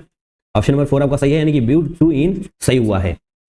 उसकी रिएक्शन आपको करवानी है आगे 1 मोल अमोनिया के साथ, तो ब्यूट 2 को आगे लेकर चलते हैं, समझाना भी तो है ना आपको। NH3 नाइट्रोजन पर क्या है, जब से नाइट्रोजन बना है तब से इसके पास क्या है, लोन पेयर है, इसके पास लोन पेयर है, इसके पास लोन पेयर क्या करेगा, HCl बाहर निकालने की कोशिश कर रहा होगा ना लोन पेयर से, इस पर अटैक करेगा, इस पर अटैक करेगा और क्लोरीन को बाहर निकाल देने वाला है ना। जस्ट अ सेकेंड, यहां पर इस प्रकार से अटैक करेगा और क्लोरीन को बाहर जाएगा एक हाइड्रोजन लेकर के, तो HCl बन रहा होगा, HCl बनेगा, और ये NH2 जो बचेगा, यहाँ पर हाइड्रोजन बाहर चला जाएगा, यानी कि NH2 बचेगा, NH2 यहाँ पर ऐड होने वाला है, कार्बन कार्बन कार्बन कार्बन नहीं है, और HCl के जहां पर यहाँ पर NH2 का एडिशन आप कर रहे होंगे, और HCl अगर आप चाहे लिख लें, बाकी कोई फायदा मतलब कोई काम है नहीं इसका। अब आप फर्दर रिएक्शन करने वाले हैं, देखिए प्रोडक्ट भी लिखते जाएंगे, किसका क्या नाम है भैया, ये था आपका P, और ये दोनों हैं आपके Q, ये है आपका R, और अब आप बनाने वाले हैं R कैसे, डायजोटाइजेशन, पता है ना डायजोटाइजेशन मतलब क्या होता है, NaNO2 along with HCl 0 to 5 degree centigrade temperature, ठीक, इसी को बोलते हैं डायजोटाइजेशन। इसमें क्या होता है, इसमें लास्ट में आपको N2 पॉजिटिव Cl नेगेटिव बनता हुआ नजर आ रहा होगा, ठीक है, ठीक है, कोई दिक्कत है इसमें। पर खास बात यह है कि आगे लिखा हुआ है फॉलोड बाय हाइड्रोलिसिस, यानी कि हाइड्रोलिसिस भी आप करवा रहे हैं आगे, अगर आप आगे हाइड्रोलिसिस भी करवा रहे हैं, यानी कि H+OH नेगेटिव भी है, H+OH नेगेटिव भी है, और आप सभी जानते हैं कि जो भी नेगेटिव होता है वो इसको रिमूव कर करके यहाँ पर जुड़ जाने वाला है, बोलो हाँ या ना, ठीक है। तो यहाँ पर हम पूरा रिएजेंट लिख देते हैं इसमें, डायजोटाइजेशन यानी कि NaO2 HCl टेम्परेचर भी लिख देंगे हम 0 to 5 डिग्री सेंटीग्रेड और फॉलोड बाय हाइड्रोलिसिस यानी कि H2O। जब आप इन सभी चीजों को लिख रहे होंगे तो यहाँ से लास्ट में आप करके बना दें क्या एक बार। चलिए H2O को अभी के लिए हटाते हैं, एक स्टेप बाय स्टेप आपको समझाते हैं। इतना जब होगा, फॉलोड बाय हाइड्रोलिसिस की बात अभी नहीं है, तो कार्बन कार्बन कार्बन कार्बन और यहाँ पर NH2 की जगह पर आप N2 पॉजिटिव यानी कि डायजोनियम सॉल्ट बनाते हुए नजर आ रहे होंगे, डायजोनियम। ठीक है, अब इसको करवाना है फॉलोड बाय हाइड्रोलिसिस यानी कि H2O, तो आपको OH निगेटिव यहाँ से मिलता हुआ नजर आ रहा होगा एंड ये OH निगेटिव इसको बाहर कर देने वाला है, तो जनाब कार्बन कार्बन कार्बन कार्बन और यहाँ पर OH आप बना सकते हैं। ये हो जाएगा आपका प्रोडक्ट S। ठीक है, प्रोडक्ट R में देखिए दूसरे कार्बन पर ही NH2 है एंड प्रोडक्ट S में दूसरे कार्बन पर OH ग्रुप आपको नजर आ रहा होगा। देखिए यहाँ पर ये भी गलत है यार, ये भी गलत है, दूसरे कार्बन पर NH2 होना चाहिए ना, दूसरे कार्बन पर NH2 होना चाहिए, दूसरे कार्बन पर OH होना चाहिए। तो यस, बात बिल्कुल सही है, ऑप्शन नंबर 4 आपका बिल्कुल सही हो रहा होगा। कोई दिक्कत नहीं होनी चाहिए। अब हम आगे बढ़ेंगे, क्वेश्चन नंबर 14 को करते हैं। An organic compound P on treatment with aqueous ammonia under hot condition forms compound Q। अच्छा जी, व्हिच ऑन हीटिंग, अच्छा ये देखिए एक बार फिर से, हॉफमैन ब्रोमाइड डिग्रेडेशन रिएक्शन, बोलो हाँ या ना। दैट मींस Q के पास क्या होगा, Q के पास क्या होगा, अमाइड ना, और वही अमाइड यहाँ पर गायब कर दिया जाएगा CO से, मतलब CO उड़ा दिया जाएगा, Q में CO होगा कार्बोनिल ग्रुप और यहाँ पर कार्बोनिल ग्रुप को उड़ा दिया जाएगा क्योंकि काम इसका यही है, Br2KOH, Hoffmann degradation reaction. R का मॉलिक्यूलर फार्मूला C6H7N। तो आपसे PQR पूछा गया है, पहली बार PQRS पूछा गया था पिछली बार, इस बार PQR। देखिए इतना पता है ना, इतना तो पता है। अगर इतना पता है तो आप देखिए Q में कहां पर एमाइड है और R में एमाइड नहीं होगा। Q में एमाइड है भैया, उनको भी पता था यार, तुम्हें आता है, काम बनेगा नहीं इससे, है काम बनेगा नहीं जनाब इससे। चलिए आपको P का दिया हुआ क्या मॉलिक्यूलर फार्मूला, नहीं दिया हुआ है, इसका दिया हुआ है R का। तो R का मॉलिक्यूलर फार्मूला ध्यान से देखिएगा, यहां पर हम R लिख रहे हैं, यहां पर हम Q लिखेंगे, PQR है ना, यहां पर हम P लिखेंगे। आपको R का मॉलिक्यूलर फार्मूला दिया गया है C6H7 और N। मैंने अभी भी आपसे कहा कि इसके थ्रू आप क्या करते हैं, CO को उड़ाते हैं, CO को उड़ाते हैं। नहीं पता है तो पता हो जाना चाहिए। CO को आपने उड़ा दिया, यानी कि Q के पास इसके अलावा कार्बोनिल ग्रुप भी होगा, दैट मींस C7H7NO, ऐसा कुछ मॉलिक्यूलर फार्मूला आपको नजर आ रहा होगा, है ना, कार्बोनिल ग्रुप होगा उसके पास, Q के पास। ठीक है, an aqueous compound P on treatment with aqueous ammonia. अच्छा इसके देखिए, इससे क्या आप कर सकते हैं क्या आंसर को, फिनाइल, हाँ कर सकते हैं, फिनाइल, देखिए कर सकते हैं, आप कर सकते हैं, इसको जरा सही तरीके से लिखेंगे हम, फिर आप कर सकते हैं। बेंजीन फिनाइल है ना, तो दैट मींस C6H5 को अलग करेंगे, C6H5 को अलग करेंगे, C6H5 अभी भी आपके पास एक कार्बन है, दैट मींस CO को ऐसे रखें और NH2, ये होगा एक्चुअल, मतलब जिस तरीके से आपको नजर आ रहा होगा आपके स्ट्रक्चर में, C6H5 CO NH2, और इसी CO को आप उड़ाएंगे तो C6H5 NH2 आपको नजर आ जाने वाला है, जिसका इस प्रकार से एक साथ लिखा गया। इसको आप अलग करेंगे तो कैसे होगा, C6H5 और NH2, इस प्रकार से आपको बनता हुआ नजर आ रहा होगा। यानी कि ये क्या होगा, बताइए, एनिलीन होगा ना, ये एनिलीन होगा, ये क्या होगा बताइए, बेंजामाइड ना।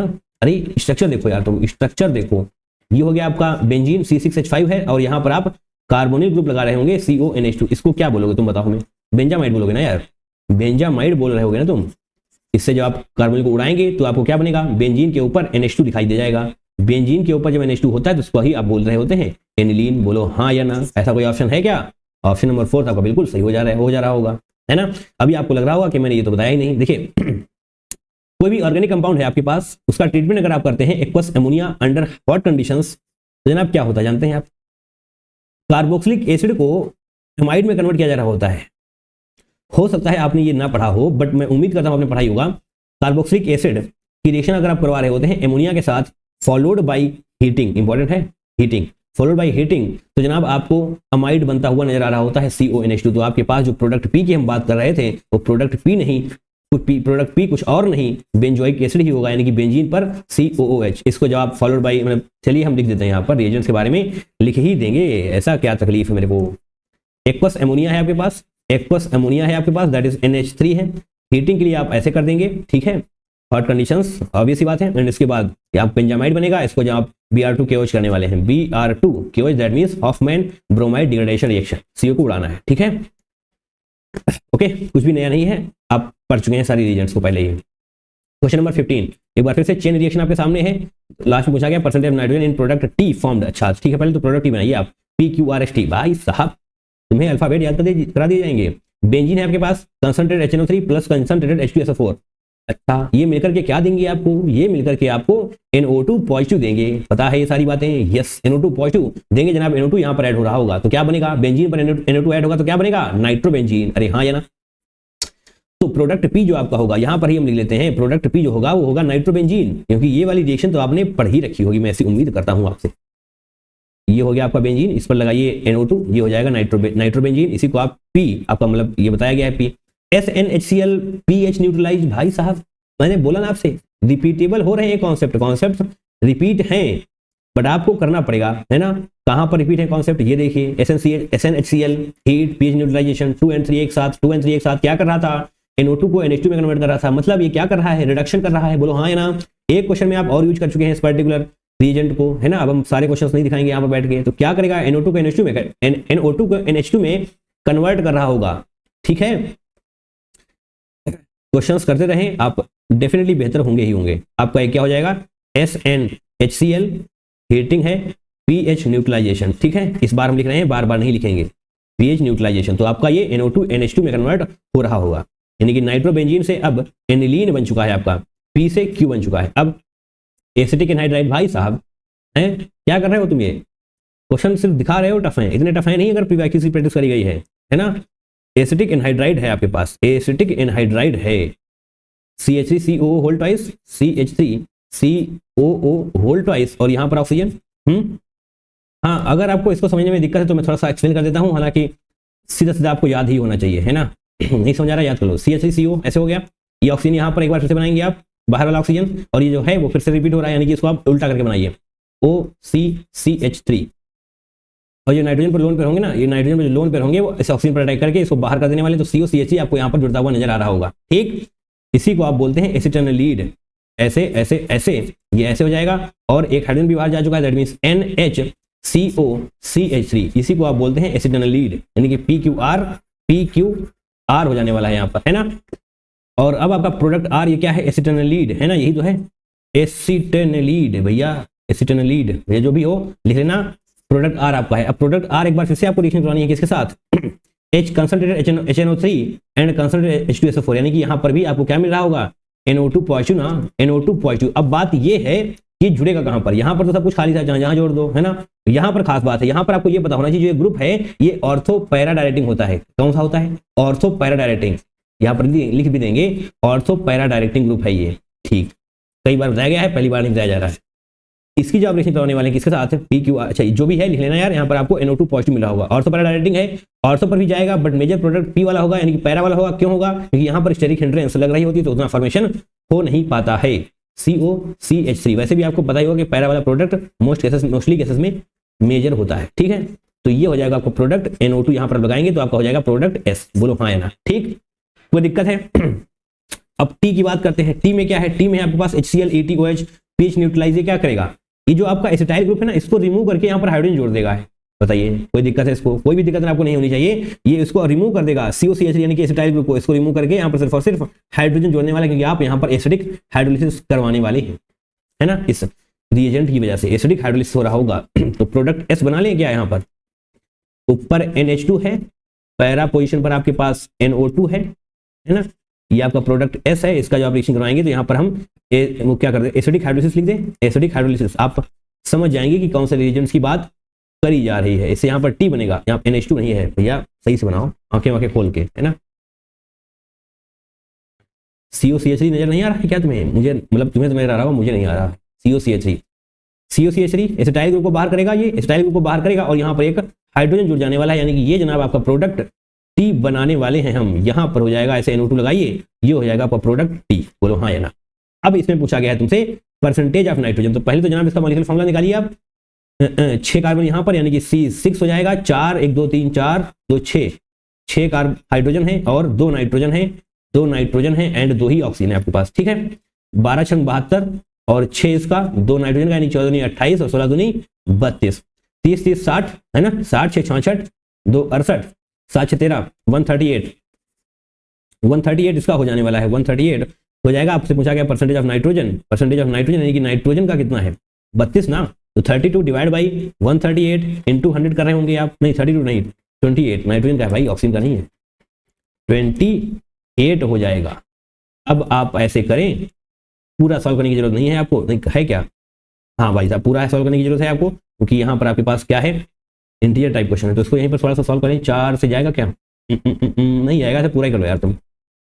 28 जैसे समझ में ऐसे कर लेना, लास्ट में आपको होना चाहिए 276 आएगा, 276 आएगा 2 से जाने के बाद। 38 38 76 होता है ना, 276। अब कितना बचेगा? 4 40। अरे भैया 20% आपका करेक्ट आंसर आपको नजर आ रहा होगा। 20 आप यहाँ पर लिख रहे होंगे। बोलो ये, बोलिए जनाब, हाँ है ना, समझ में आया ना? देखिए रीजन्स रिपीट हो रहे हैं, ये वाला भी रिपीट हो चुका है, ये वाला भी रिपीट हो चुका है, ये वाला भी रिपीट हो चुका है, ये वाला भी, ये तो सेम ही है, अभी रिपीट हुआ। हाँ ये थोड़ा सा अलग लग सकता है आपको, बट हाँ पता होना चाहिए। अगर पता होगा तो ये सब कुछ आप निकाल सकते हैं। ये वाला भी रिपीट हुआ है, और तो पैराडायरेक्टिंग आपको कई बार कई दफे बताया जा चुका है। Now next question, that is question number 16। तो यहाँ पर आपको करेक्ट रिएक्शन बताना है। आपके पास 4 रिएक्शन दी हुई है, आपको बताना है कौन सी रिएक्शन सही है। तो पहले देखते हैं ये क्या है। गैब्रियल थैलेमाइड रिएक्शन है ये, है ना, ये आपका गैब्रियल थैलेमाइड हो गया। इसकी रिएक्शन आप करवाने वाले हैं इसके साथ बेंजीन हेलाइड के साथ। अरे हाँ है ना, मतलब बेंजाइल हेलाइड के साथ बेंजीन पर आप हेलोजन जोड़ रहे हैं, इसको क्या बोलते हैं आप? Benzyl halide. इसको फर्दर आप हीट एंड अच्छा हाइड्रोलाइज भी करने वाले, दैट मींस आपको बेंजाइल ऐसे बनने वाला है, ये गलत हो जाएगा, ये गलत हो जाएगा, आपको बनने वाला है ये बेंजाइल एमीन, ऐसे करेंगे आप। और ये CH2 भी होना चाहिए बीच में, है ना, ये तो आपने एनिलीन बनाया है, ये तो एनिलीन हो जाएगा, है ना, एनिलीन नहीं, आपको बेंजाइल एमीन चाहिए, है ना, इस प्रकार से बीच में CH2 भी आपके पास होना चाहिए। तो ये वाली रिएक्शन तो जनाब आपकी गलत होने वाली है। और इसको देखते हैं, ये क्या है आपका? कार्बोलिमीन रिएक्शन। बोलो हाँ है ना, CHCl3 KOH कार्बोलिमीन रिएक्शन है। आप सभी ने इसको देख रखा है, एमाइन से आइसोसाइनाइड तक का सफर तय कर रहा होगा, तो हाँ सही बात है, ये CH2NCN यानी कि ये क्या है? आइसोसाइनाइड है। ओके, अब जो आगे है वो समस्या है, ये SnHCl हीटिंग pH एडजस्टेड है, यानी कि pH न्यूट्रलाइजेशन, दैट मींस इसका क्या कर रहा होता है? रिडक्शन कर रहा होता है ना, ये रिडक्शन कर रहा होता है। बट जो पिछले क्वेश्चन से हमने रिडक्शन कराया है, वहां पर आपके पास NO2 होता था, उस NO2 को आप NH2 में कन्वर्ट कर रहे होते थे, बट यहाँ पर NO2 नहीं है, यहाँ पर आइसोसाइनाइड है। तो मैं आपकी जानकारी के लिए बता दूं, जब आप आइसोसाइनाइड का रिडक्शन करवाएंगे, आइसोसाइनाइड कैसे लिखेंगे? अरे ऐसे लिख देते हैं, आइसोसाइनाइड का जब रिडक्शन कराएंगे तो जनाब वो कन्वर्ट हो जाने वाला है सेकेंडरी एमीन में, 2 डिग्री एमीन में कन्वर्ट हो रहा होगा वो 2 डिग्री एमीन। और यहाँ पर तो जनाब 1 डिग्री एमीन है आपकी। अरे नाइट्रोजन एक ही कार्बन से जुड़ा हुआ है ना, ये आपकी 1 डिग्री एमीन, तो ये वाली बात भी गलत हो गई। पर ये बात तो सही है 1 डिग्री मीन, पर इसके हिसाब से बनेगा क्या? देखिए इसके हिसाब से क्या बनने वाला है, ये ऐसे टूटेगा, दैट मींस यहाँ पर CH3 आने वाला है। ओके, देखिए बहुत ध्यान से लिखे ना, है ऐसे हो जाएगा आपका बेंजीन, है ना, और CH2 एचडी रहेगा, और यहाँ पर आपका NH2CH3 हो रहा होगा। सही बात नहीं, NH2 नहीं, NH होगा, क्योंकि नाइट्रोजन 3 बॉन्ड ही बनाएगा ना, तो NH सिंगल H होगा इस प्रकार से। ये आपका क्या हो जाएगा बताइए? नाम बना सकते हैं आप इसका, बिल्कुल बना सकते हैं। ये जनाब आपका हो जाएगा N मिथाइल बेंजाइल एमीन। ठीक, N मिथाइल, क्योंकि नाइट्रोजन से जुड़ा हुआ है methyl, N methyl benzyl amine. Benzyl amine मैंने आपको यहाँ पर भी थोड़ी देर पहले ही बताया, बेंजाइल, अरे चल जाओ भैया, बेंजाइल एमीन। ठीक है, ये बनना चाहिए बट ये तो बन नहीं रहा, तो ये वाली बात भी गलत हो गई, ये भी गलत हो गया।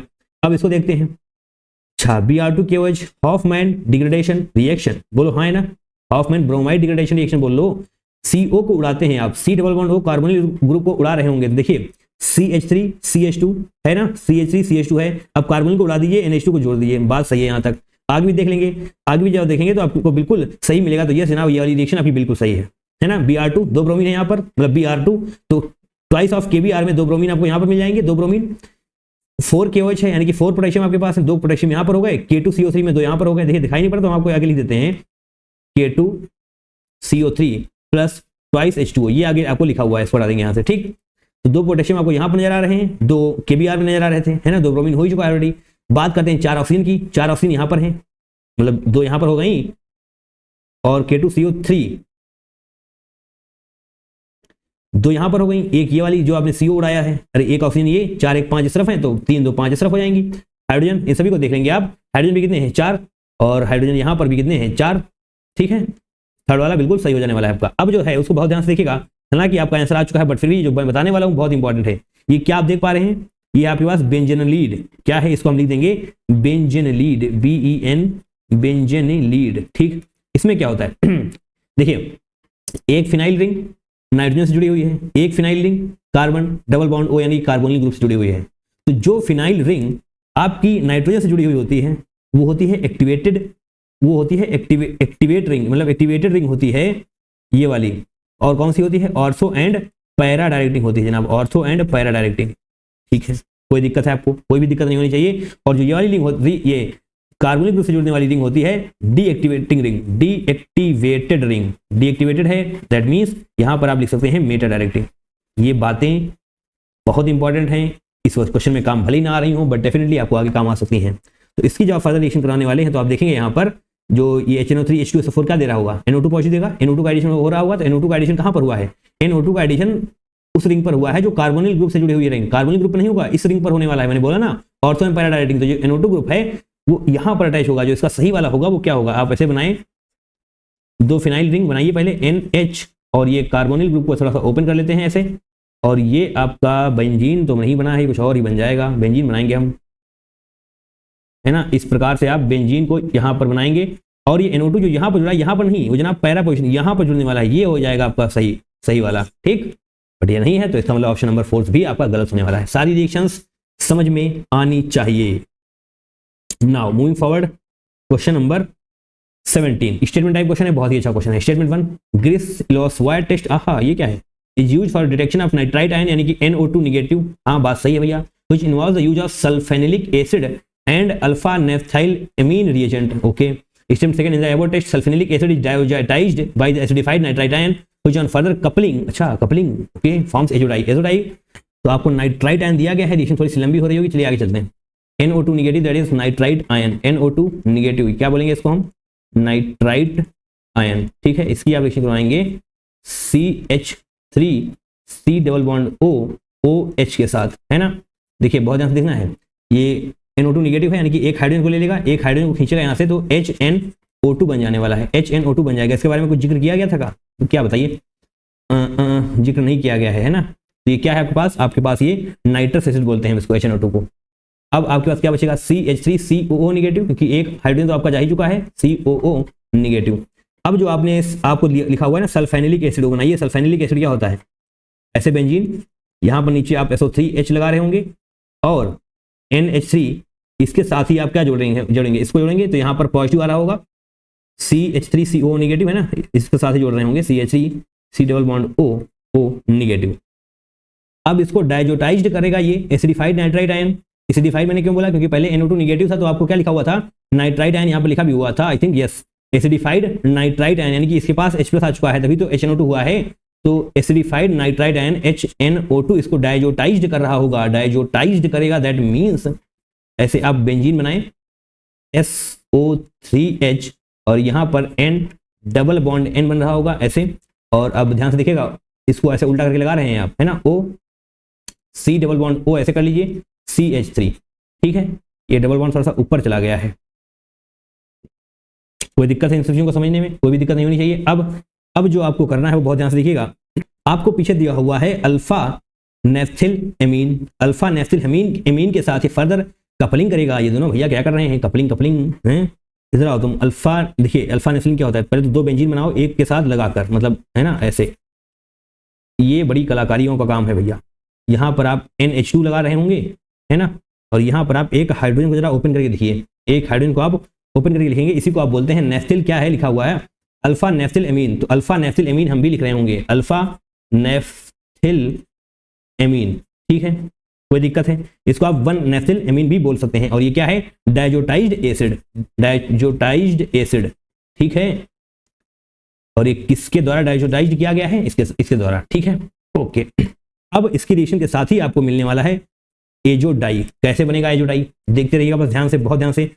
ये टूटेगा यहाँ से, क्योंकि इलेक्ट्रोनेगेटिविटी डिफरेंस है, इसकी वजह से ये टूटेगा, और H यहाँ पर आ जाने वाला है, H यहाँ पर आ जाने वाला है, क्योंकि नाइट्रोजन की इलेक्ट्रोनेगेटिविटी ज़्यादा होती है ऑक्सीजन से, तो H यहाँ पर आएगा। ध्यान से देखते रहिएगा बस, इसको थोड़ा सा ऐसे करके हैं ताकि सही से बनाया जा सके।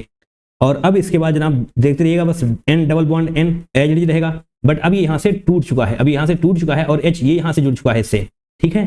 तो इसलिए हमने H ओपन किया था ये, क्योंकि ये वाला अटैक करेगा, तो इसको ऐसे ही बनाएंगे, ये हमने ये वाला बनाया हुआ है ना, तो इसका मतलब यहाँ पर NH2 भी होगा, ठीक है, और ये अब इसके साथ जोड़ दीजिए, इसके साथ जोड़ दीजिए, ये हो जाएगा, ये है आपका डाई। और ये किस कलर का होता है, रेडिश पिंक आप बोल सकते हैं, रेडिश पिंक है ना, रेडिश ही मोस्टली आपको लिखा हुआ दिखाई दे रहा होगा, ये क्या है, एचो डाई, ठीक है।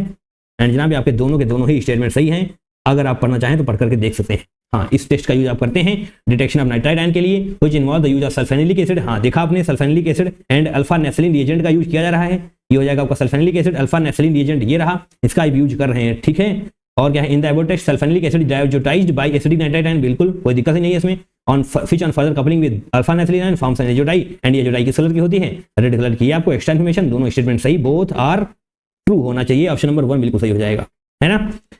इसको बहुत इंपॉर्टेंट से देखिएगा, बहुत इंपॉर्टेंट है ये। Now moving forward and this is the last question, the correct stability of the following diazonium salt. देखिए डायजोनियम सॉल्ट, इसकी स्टेबिलिटी के बारे में आपसे बात करी जा रही है। N2 पॉजिटिव, यहाँ पर पॉजिटिव, इसका मतलब पॉजिटिव कैरेक्टर कब ज्यादा स्टेबल हो रहा होगा, जब इस पर निगेटिव आ रहा होगा। जब इस पर निगेटिव आ रहा होगा तब जाकर के पॉजिटिविटी की स्टेबिलिटी बढ़ रही होगी। आपके पास भर भर के पॉजिटिव है, भर भर के पॉजिटिव है, तो इसकी स्टेबिलिटी कब बढ़ेगी, जब थोड़ा निगेटिव आने लगेगा, है ना। जब इसके पास निगेटिव आने लगेगा, दैट मींस ये स्टेबल होता चला जाएगा, और पॉजिटिव बढ़ाते जाएंगे तब तो निगेटिविटी और तब तो स्टेबिलिटी और कम हो रही होगी। तो आपको ये देखना है, क्या देखना है आपको देखना है जो ग्रुप लगे हुए हैं, इलेक्ट्रॉन विड्रॉइंग है या फिर electron donating. Electron withdrawing group हैं तो जो आपके पास डायजोनियम सॉल्ट है, उसकी स्टेबिलिटी को इलेक्ट्रॉन विड्रॉइंग है ना, इलेक्ट्रॉन विड्रॉइंग यानी कि खींच रहे होंगे, तो स्टेबिलिटी को कम कर रहे होंगे, ठीक। इलेक्ट्रॉन डोनेटिंग ग्रुप जो होंगे वो इसकी स्टेबिलिटी को बढ़ा रहे होंगे, इलेक्ट्रॉन डोनेट करने वाले, ठीक है।